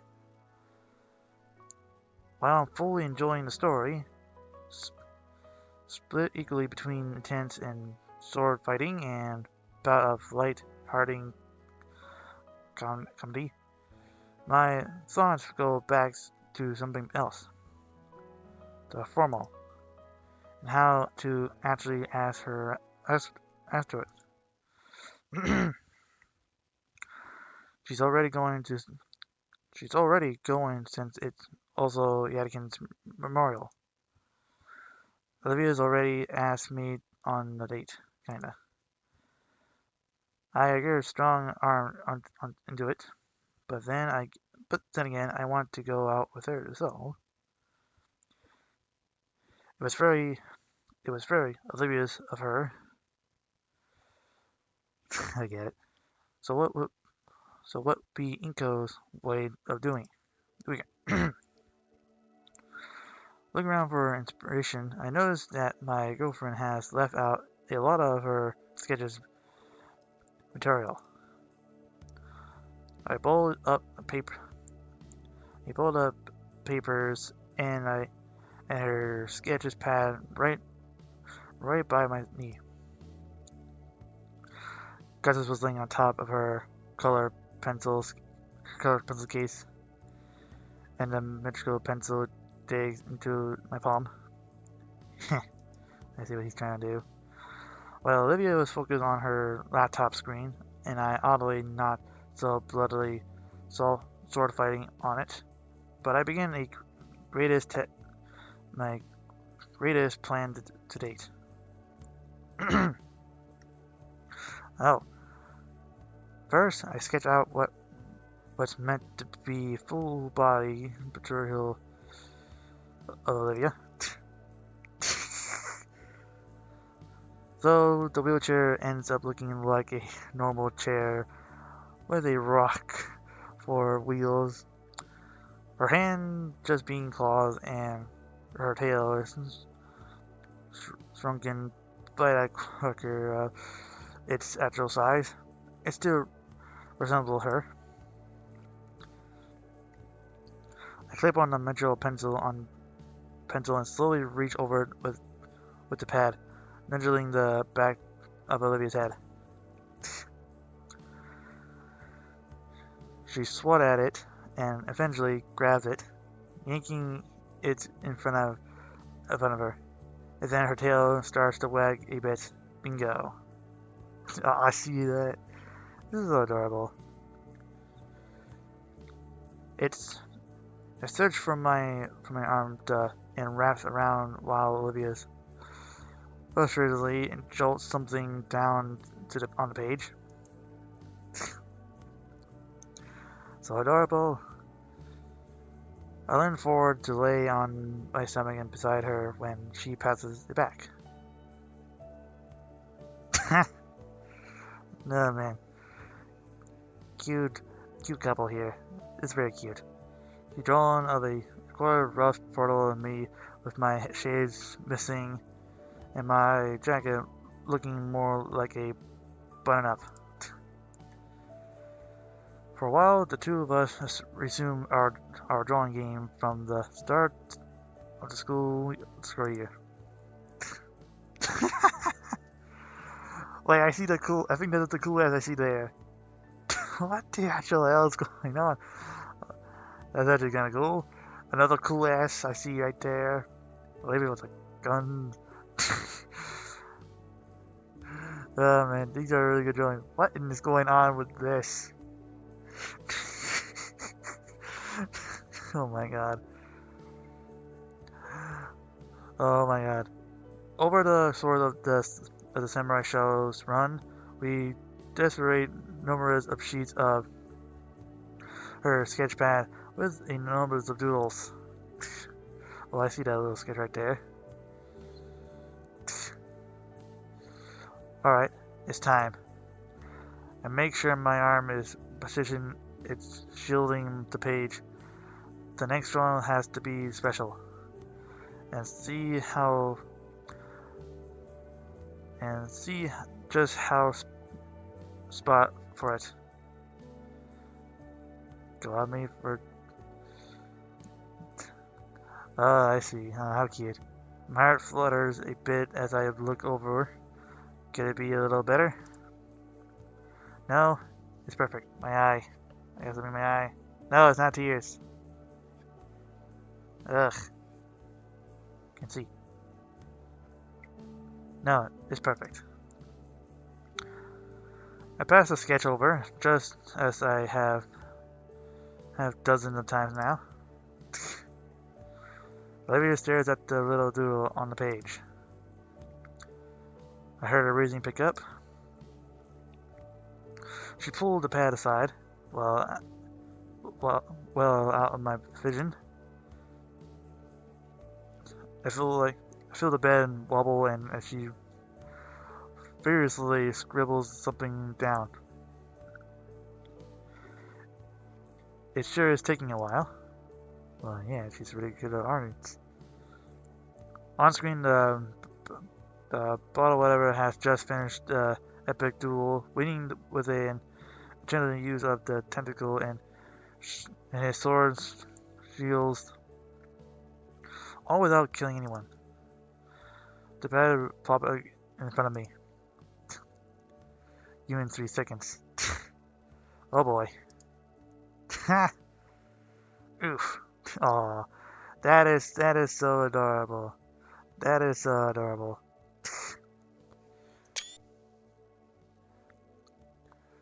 That is so adorable. Aw. Ah. Olivia buries her snoot in front of the. Olivia buries her snoot into the back of my head, snuggling in aggressively. She's making those bellowing noises again. The gator that as pursuing as a yes. You're not gonna let me up, are you? No, not mine. Aw. She keeps bellowing, but her focus slowly returns to the episode. That is adorable. For the rest of it, we remain like this. I got big plans. Just you wait. Oh. 1 week later.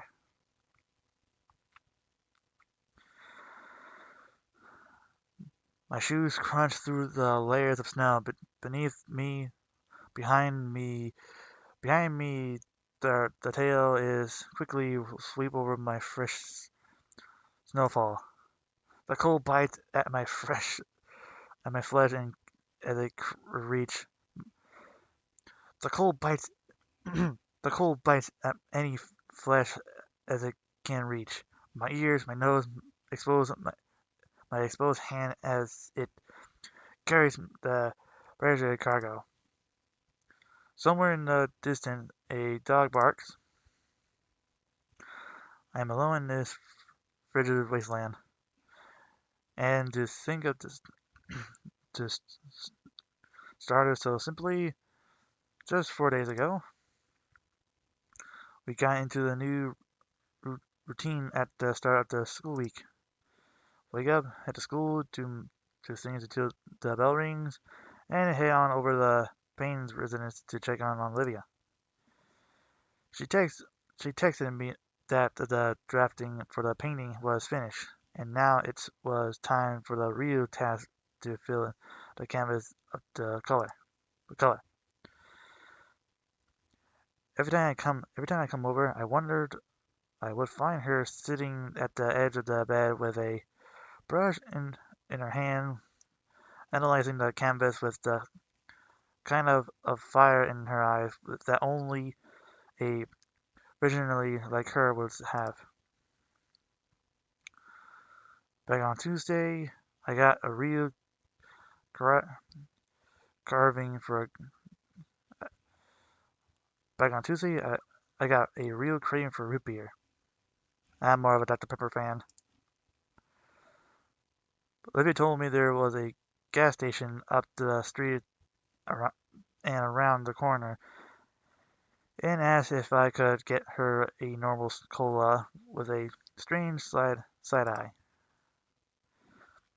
The trip was frigid, and I probably should have seen whatever this was going, but soda was the soda was well worth it. Once Olivia found out I could survive the journey, she'd start requiring I go to make more supply missions, resupply missions. Then I got caught on. Then I got. Then I got on return trip by Fanny and Randy. Shortly version of the story. I'm now a responsibly man for the household. I go out to previous rations for my poor, freezing, shivering girlfriend and the and the other survivors of this inhumane climate of 31 degrees. It's been it's been tough work, but it seems but but it's been a blast. Yeah, you got to get used to it already. As I approach the front of the door, one of the survivors eagerly smashes his face into the glass window, irascibly to see my triumphal return. The door opens in front of me and slams shut as I'm yanked in before the chilly air can creep in with me. I stumble towards and finally collapse onto the couch into Olivia's waiting arms. The moment my butt hits the comforter, she spread out her large blanket and she was open and reassured me in the warmth, scaly embrace. My personal heating rock lose the warmth. I appreciate it. Olivia nuzzles in the crook in my neck and wrap her tail around my waist, trying her best to warm me up. One would assume that a entire cold-blooded Italian would be capable of a warming welcome, a warming up. Well, whoever they are dead wrong. Sitting on a plastic bag on a floor, it begins getting passed around. Everyone's remove their fitness goodies. In seconds, Damien chugged his battery acid energy drinks. That's what I needed. Say, you up for another trip, Nico? Olivia signals to Fanny, who takes an empty bottle and pops him in the back of his head with it. Oh, Inko, while you're out, I thought of something. For our date? Yeah, you love it. It's... knock. Oh. Olivia breeze catches the two of us wait in the bridging of Randy gets the door. But we both know what it is already. Olivia, breakfast for you. My head jolts in a whirl. Olivia's excitement translating how busy of her arms quaggly wildly around my collar. Hype Gator. Settle down. Wani have the box containing her new wheelchair. Parts into the living room and sets it in the front of the TV. Want me to sit up in front of you? Actually, Olivia lifts herself off the couch and starts pushing against the box, sliding it towards her room. I can do it. Alright. Olivia waves me over to join her as she pops the door open and pushes the heavy-looking box into her room.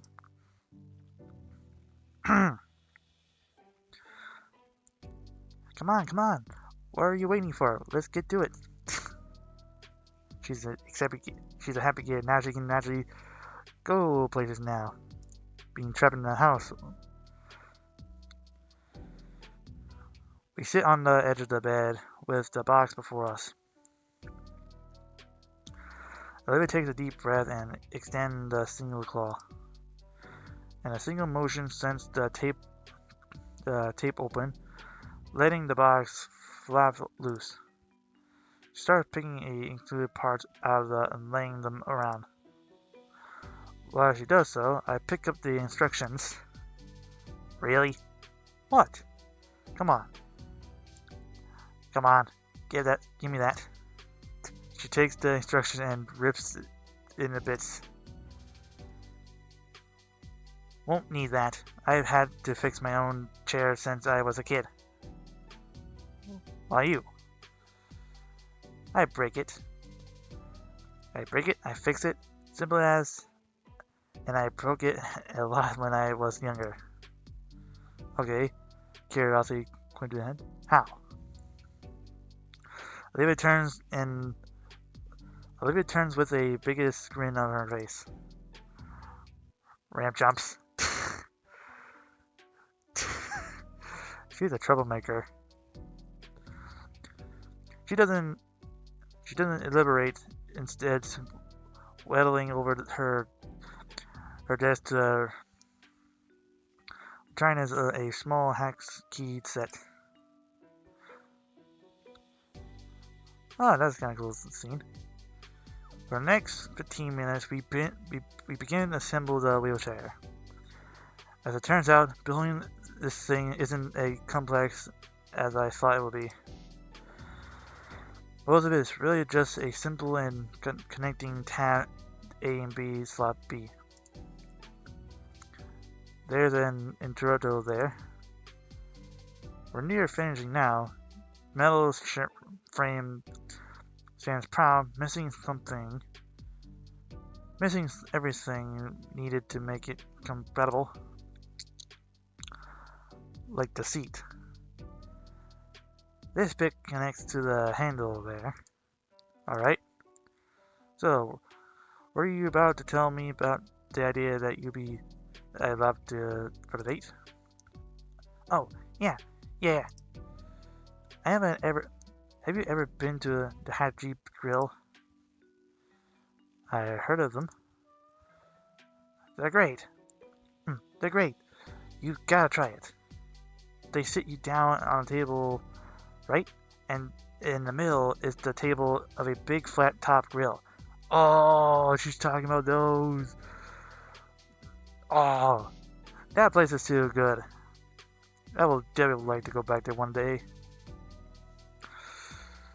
I used to be the family who likes to go to that place once a good meal and watch a good just having a stove right in front of you and they cook right in front of you.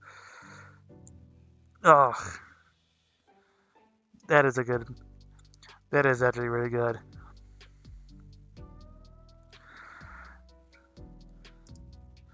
Then the chef hands me the piece right there.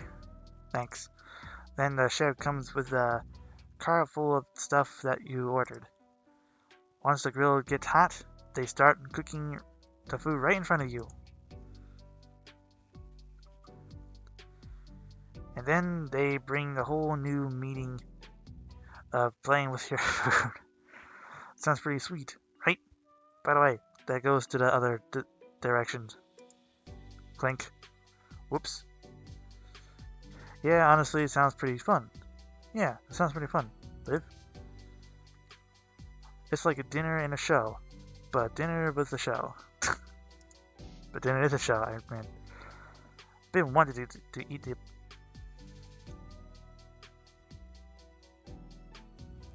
For a second there, I thought my door was open.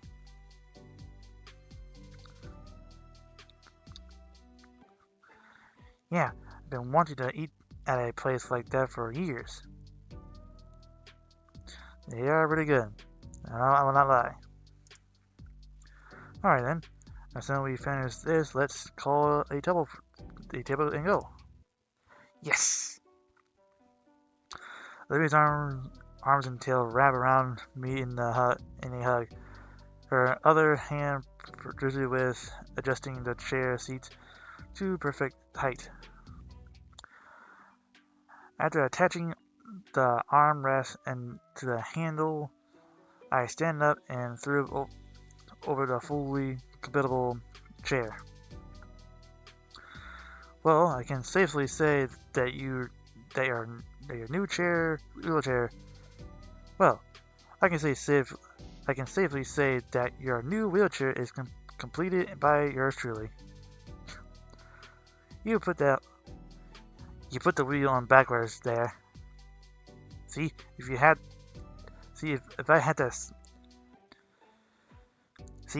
I had sat on that, it would crumbled, and it would have killed me.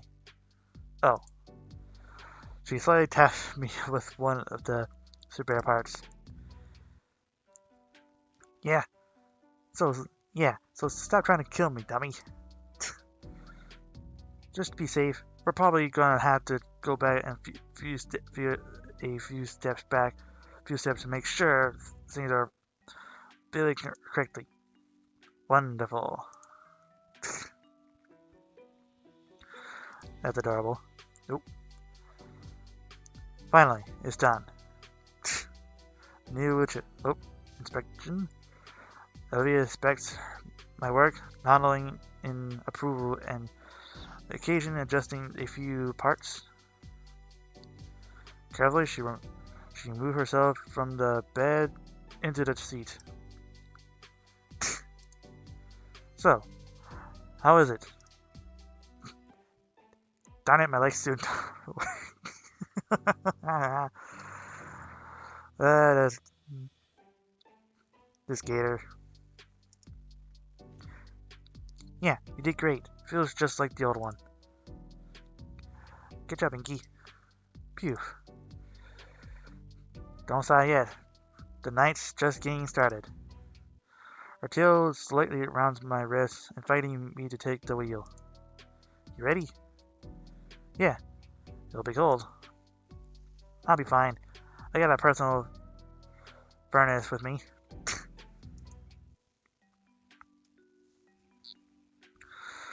The moon silver rises, turns, have letting me know what's the real role in Olivia's life and now.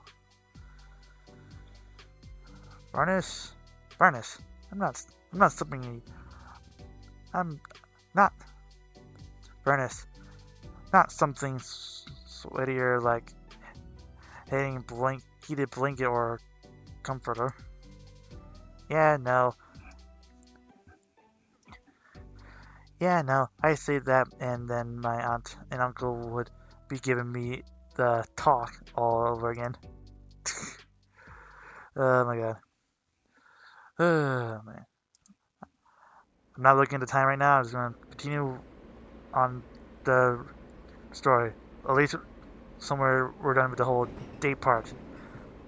So we're just gonna keep on going.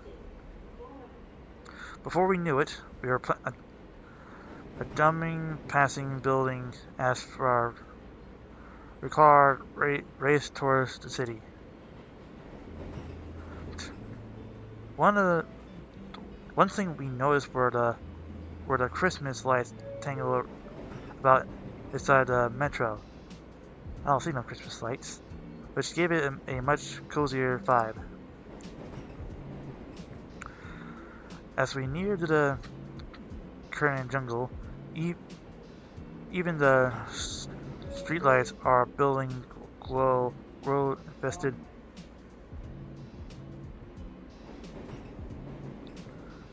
I swear.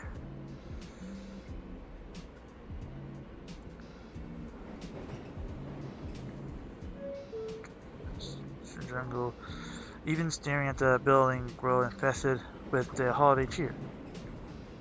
I can only imagine what this place will look like in the coming days. Definitely coming back later with Olivia, along with my camera. After a bit of walking, sightseeing, we arrive at our city's Japanese directed little Torten. As eager as I am to look around to ensure myself at the fluttering surroundings, Olivia refrigerated the PUBG outranks it. We can always check it out after, anyways. The adorableness. Heading inside, there's a distant scent in the air that enters my nose. I can't pinpoint what exactly it smells like, but the words Honorata comes to mind. Konnichiwa. Is that how you say? I can't. Konnichiwa. Welcome. A table for two, I'm Sue? Ah, yes. Yes, I called earlier from the revelation. The waitress takes a moment to look at the table placed in front of her. Uh, you know, whoops. Ah, yes. Table for Mr. Nito and guests. Follow me. She grabs she grabs us a menu and leads us to the main dining area. As we are guiding through the restaurant, I can take the entire design scene the various set pieces. Desire, decor, and papeteries, portraits of famous actors posing with who I assume is the owner of the restaurant. Interesting. Entering into the main dining area, the sound of living conversation floods my ears, as does the savory fragrance of the food being cooked in front of the other partners.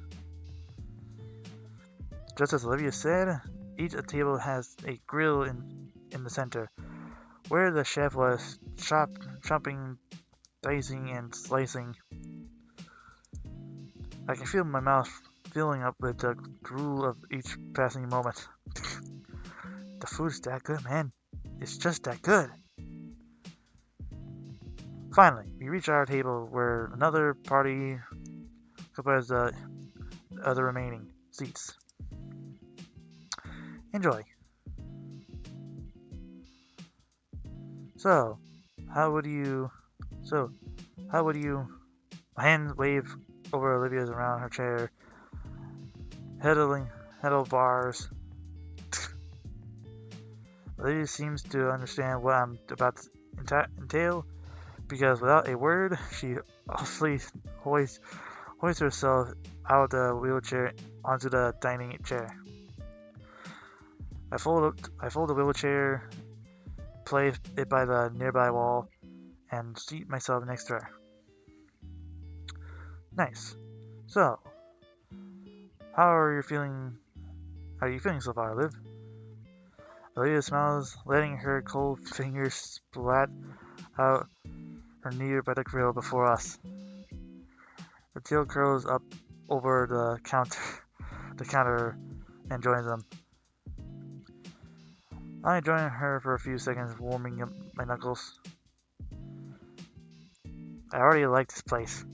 It's like a combo of a show, a dinner, and a sauna. I reach for the menu that sits between us. Let's see. You already know what you want to get? Sushi.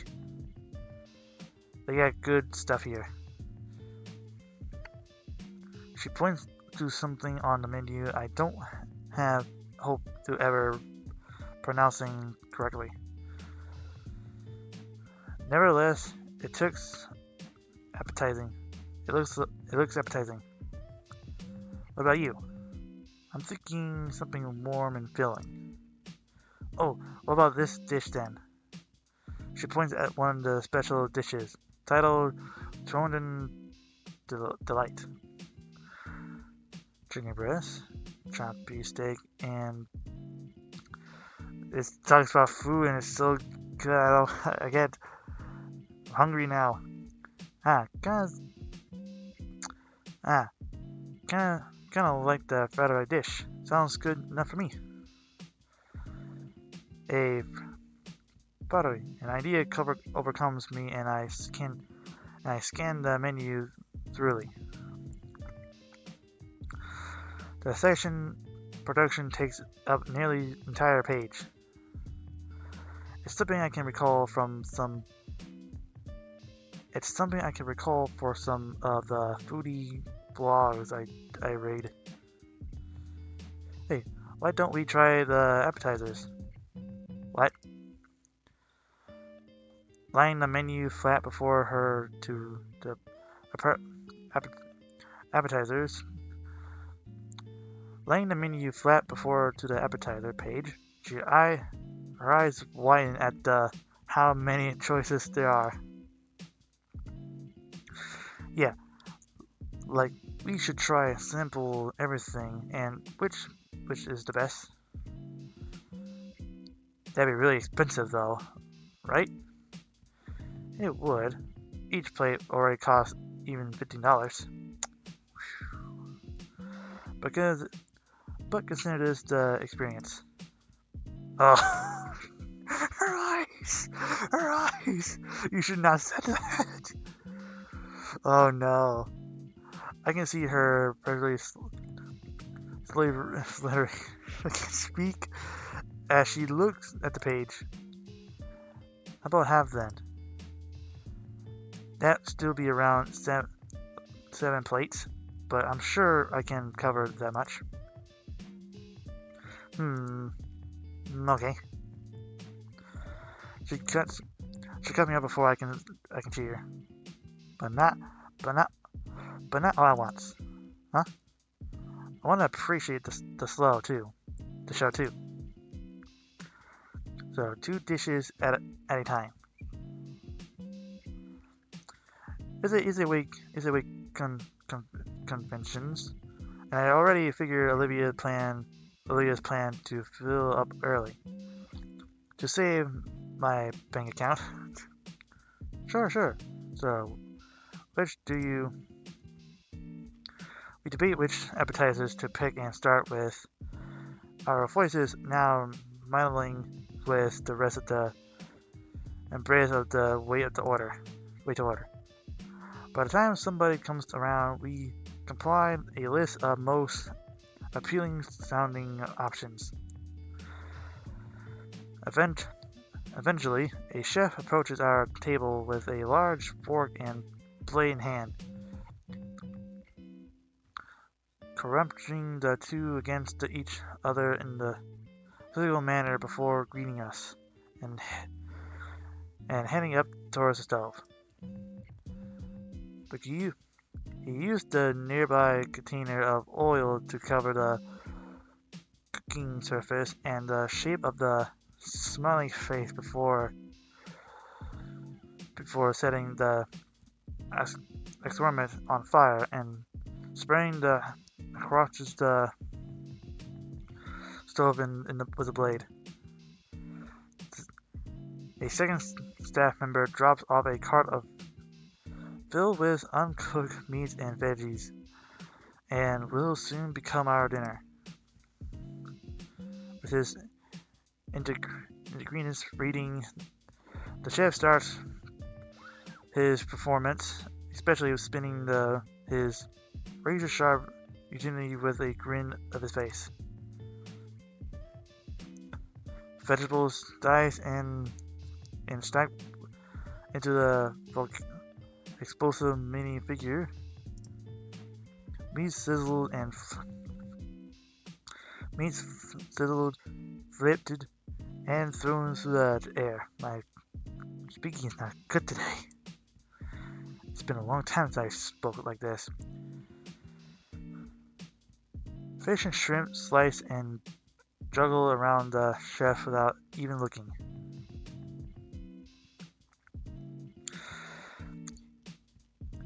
Even as we serve up our starting order, we were entirely too focused on the master chef.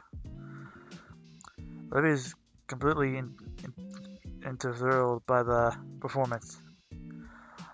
Now she's the only one. The extraordinary and skilled the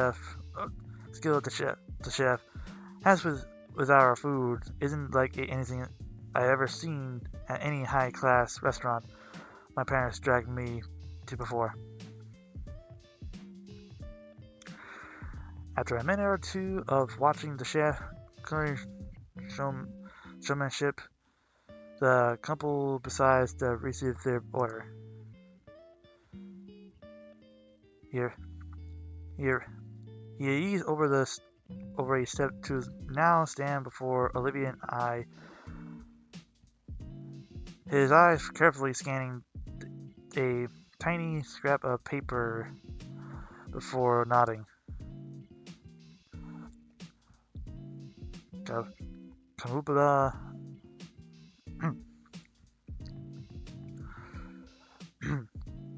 Okay. Kanudra, my hungry looking friends. Oh, I definitely hungry looking. But Olivia, looking at her, Olivia's eyes are the size of her plate. Her lips are throbbing over her smile, and her chopsticks crack within her fingers. Her first time here, I assume? Mine too. Hi, new friends to our lovely city. Allow me to give you a proper political welcome. Before I can tell we weren't tourists. The cook set down a pre-peeled onion on the grill. With his sharpened spatula and tongs, the onion is cut especially to then its rings separated and stacked into the cone. When he raised a finger with a smile. I can't help but lean forward. He holds up a bottle of clear liquid and squirt it into the floosh. I reel back out of the sudden heat of interrupt from the onion kano. Onion kano. Yeah, those are the places are the fun places to go. But expensive, but good food, worth it. Fingers tempting just above my eyes. Oh shit, my eyebrows. You're fine, Miguel, relax. Confirming that a few bits of hair are still on my head, the chef laughed and sliced the onion creation around. Warm enough of a welcome. Quite. He laughed at the onion. He laughs as the onions are added onto our first appetizers plate. A sample of fresh Grimish fish and meats. Olivia is quick to take a still sizzling piece of steak and chomp on it, chewing on it, even as her eyes water from the heat of it. The chef noticed and used his spatula to slide Olivia a glass of water closer to her, which she used quickly to cool her tongue. I'm pretty happy to see you so eagerly to enjoy our cooking, but a good meal is best savored slowly. My hands rubs Olivia's back in comfort, but she still smiles and reaches for another cut of the steak. Totally worth it. One by one, more of our appetizers are.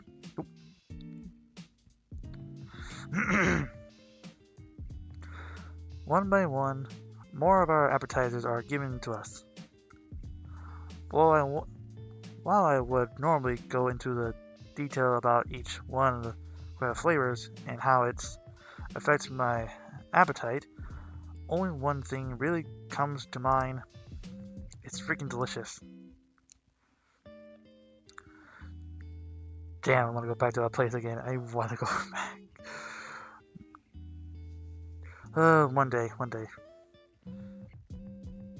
Olivia seems to have the same statement, currently scarfing down the rest of the salmon rolls. Any couples here tonight? For a moment, I glanced at the girl beside me, enjoying her own little moment as she chews down her food. We are. Ah, well, it's the best holiday season, which means the chef hovers his prongs over our hands with something green placed on his end. It's mistletoe. A kiss between the gentleman and the Wani girl. Yes? Ah, tender.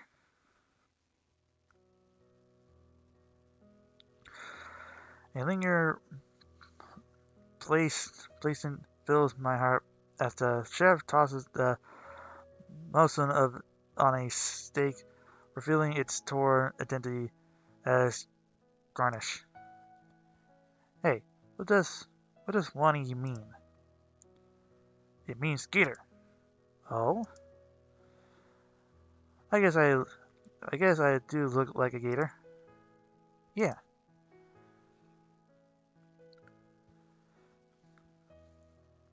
I'm always thinking of you as a green gator girl. Really? What as what? As opposed to the green bananas girl? Do you see Damien and Ra- Do you see Damien and refer to him as the red brownish guy too? Hey, hey, Inko. Hey, I'm Inko. Wow, I just heard a noise. A, a crane in my head towards the direction of the pink Bionics and the blue Aplosaurus. I get it. Good. Everyone, I just met. Everyone?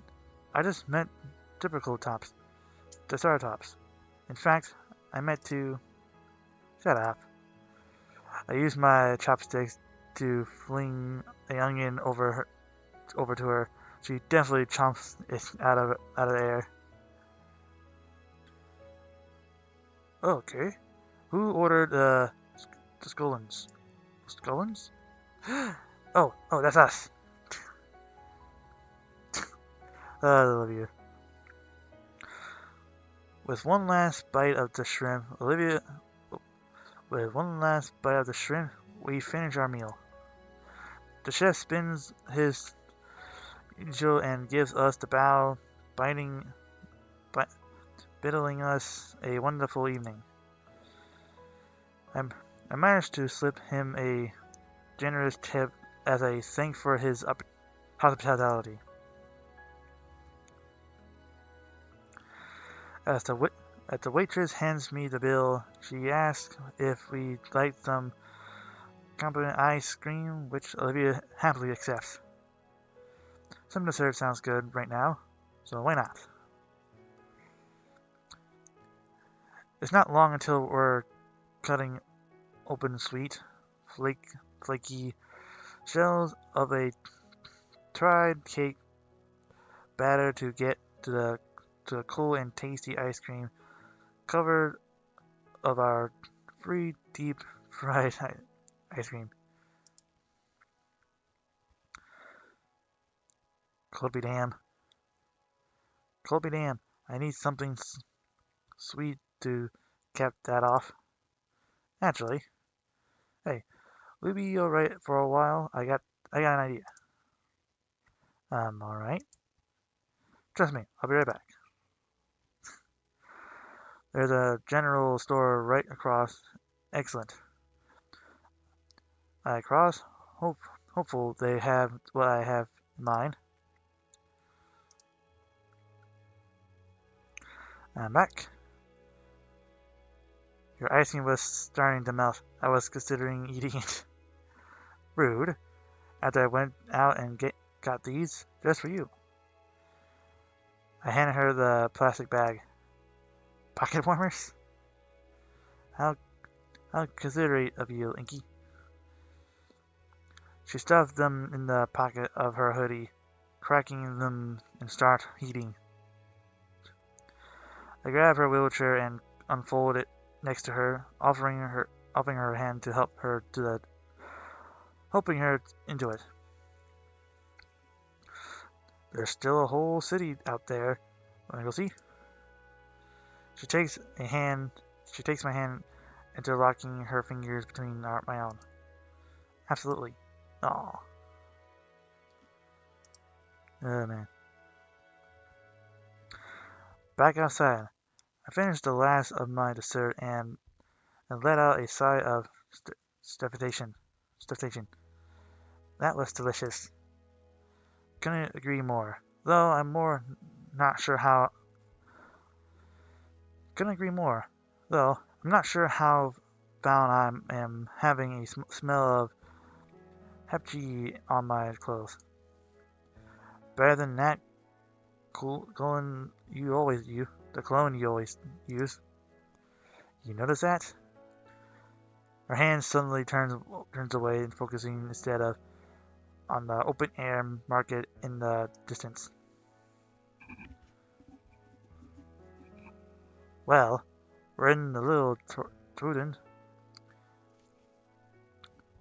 The weather makes food traffic non-existent. The town is ours. Where do you want to go first? She looks at the opposite. She she looks oppositely gritting, looking around the stores, looking for the best place to start. That way. I got a great feeling about it. Oh wow. So beautiful things. With Olivia and as my guide, we make our way towards the shopping center.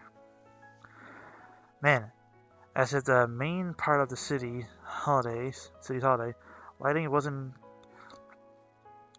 captivating already. Little Torden is just a swim school. I am butchering some things, I apologize. Fairy lights wrap around these street lamps, while paper lanterns hang along the streets, illuminating our path in the reddish hue. Holly cheer and Thornhill tradition meshed perfectly together. We're here, here, looking to be some kind of urban bizarre, bizarre, bizarre, I don't know how to pronounce it, from a movie, except built, built into a building. There's walls and even a ceiling. No, the ceiling is plastic and semi-transparent. But the walls are but the walls are all cut into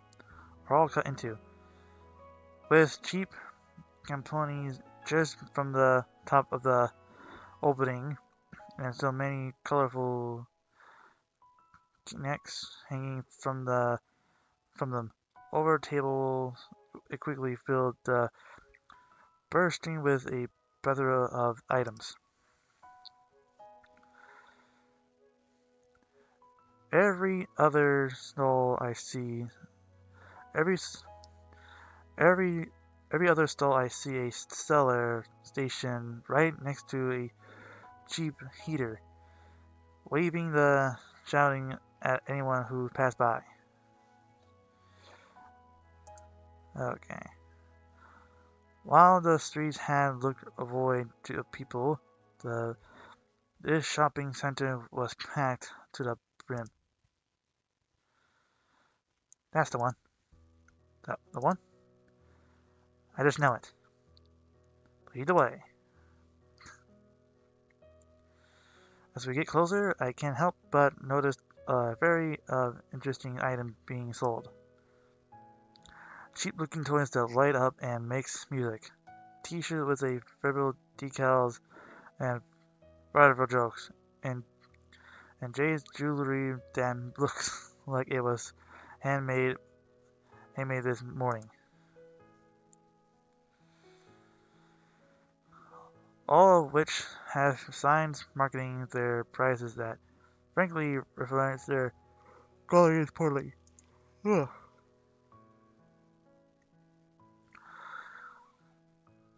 Furthering down the shop center, we reached our station section. We reached a section of the indoor market that looks almost like a convenience store. Shelves upon shelves of exotic products are placed along every wall of the store. In the center are displays showcasing snacks and candies with incredible signs and custy mascots. The ceiling now covered in greenery, more paper lanterns, and banners adoring more Japanese text. Olivia's eyes light up with a glee upon seeing the wide array of Abjo goodies. You know, let's make this our Christmas shopping. She nods and grins, and we start scanning each stall slowly. Immediately, I drawn to the that is extremely vibrant from the toy on the show. Some of the plastic figures are even making noises, though there's a certain rattleness to them. Still, I'm sure I can find something for Fanny. Recalling our first time meeting, I look for any Power Raptors figures I can find at the table. Aha!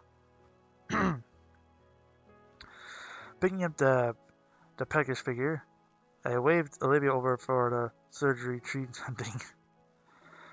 Think Fanny will like this? She squints. She squirts an eyebrow brevely, and then give me the flattest stare I've ever seen. No. Ah, why not? Inko, that's such a shitty bootleg. Like, it's not even named right. I look at the package and I look at the package of the small green figure. Brow, huh? Yeah, a lot of stuff. A lot of this stuff is cheap knockoffs. If you want, if you want the good stuff, you gotta go in the back. The back? She rolls her eyes, but motions for me to follow.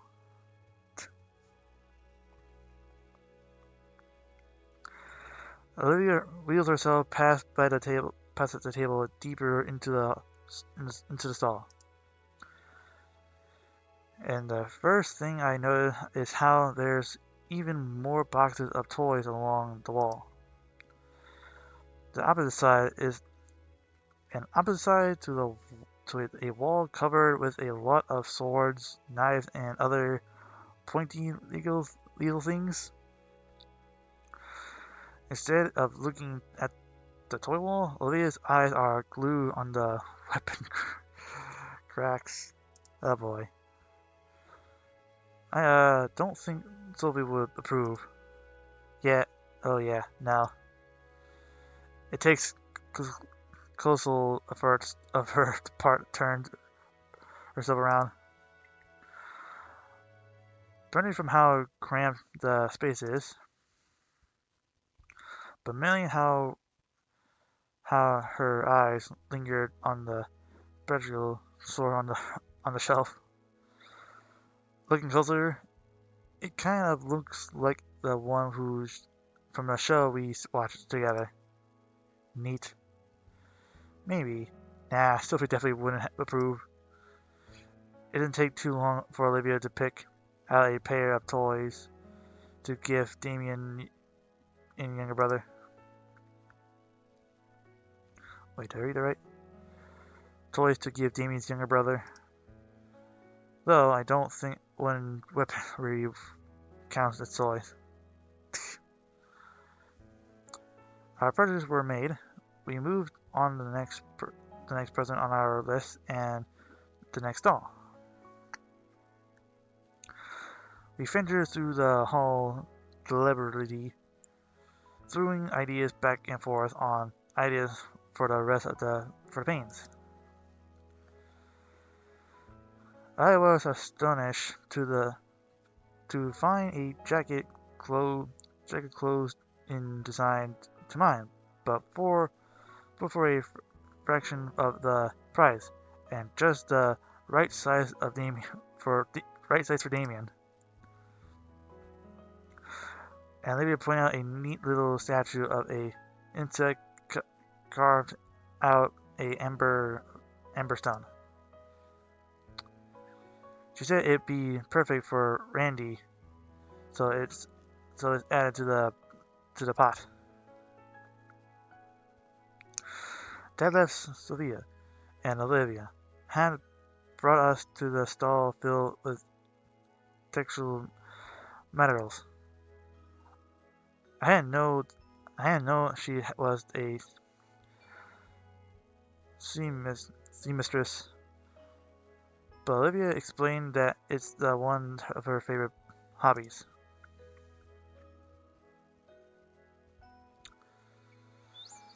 Okay. Not knowing much on that matter, I let Olivia go and talk with the shopkeeper about what she was looking to buy, while I stayed and close to the front. Near the cash register, I spotted one of those tiny little novelette-priced dispensers. One with partially catches my eye. Looks like some variation of a whack-a-mole, featuring a little alligator head. They're cute. She'll love one of these. It just so happens I have 5 quarters. I turn the crack and get a spectacle capsule in exchange. What you getting? Olivia, I got something for you. Ooh. I placed the little toy on her hand. She brings it closer to examine. Mine. Cute little gator. Look, you can pop it with a little hammer. Ink.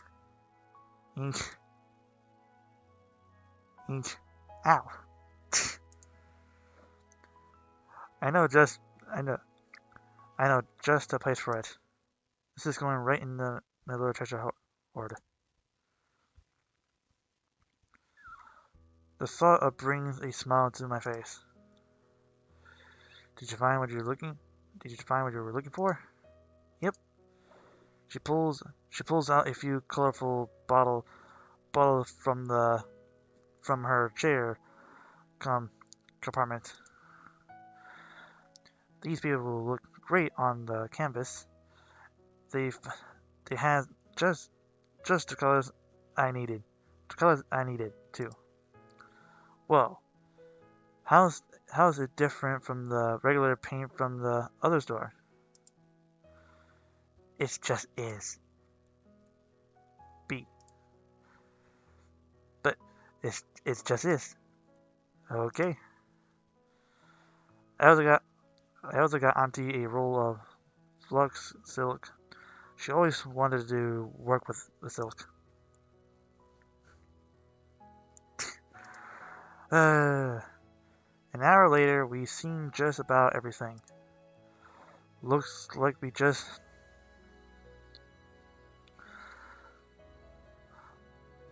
just in time, too. All the friendlier stalls are starting to close down.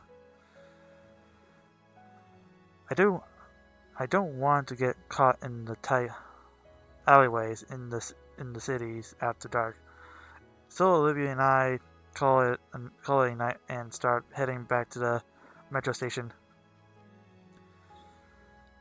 We make one last turn to come to the entrance and whoa.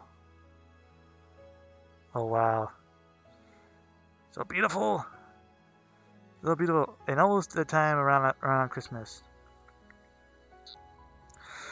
It's a large circle clearing the the widest space I've seen around here. Probably meant for performers and such. In the center, a huge Christmas tree with colorful strings of lights connecting to the surrounding stalls. How did we miss this coming in? Wow, we both have the the crane our necks to see the star on top. Looks so musical, pronounce it. Each panel a different color of create a star the within a wreath. The entirety of it aglow from the singular light store from within.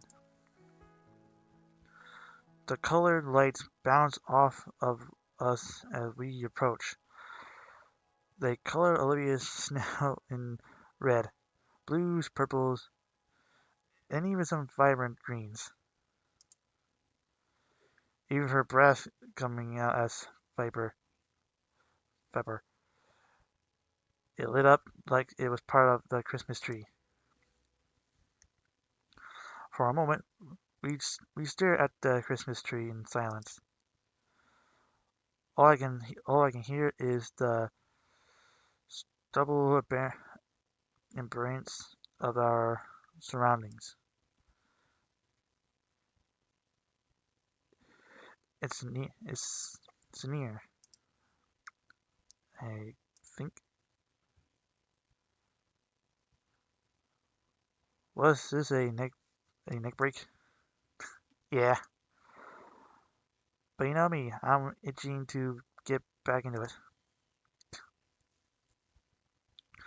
We look back at we look back up the we look back up at the tree.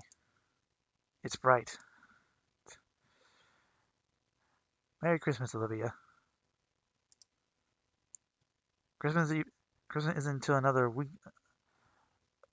If you Christmas isn't until another few weeks. I know. I just feel like saying it. Yeah. Merry Christmas. It's almost Christmas time. Another week, I could say.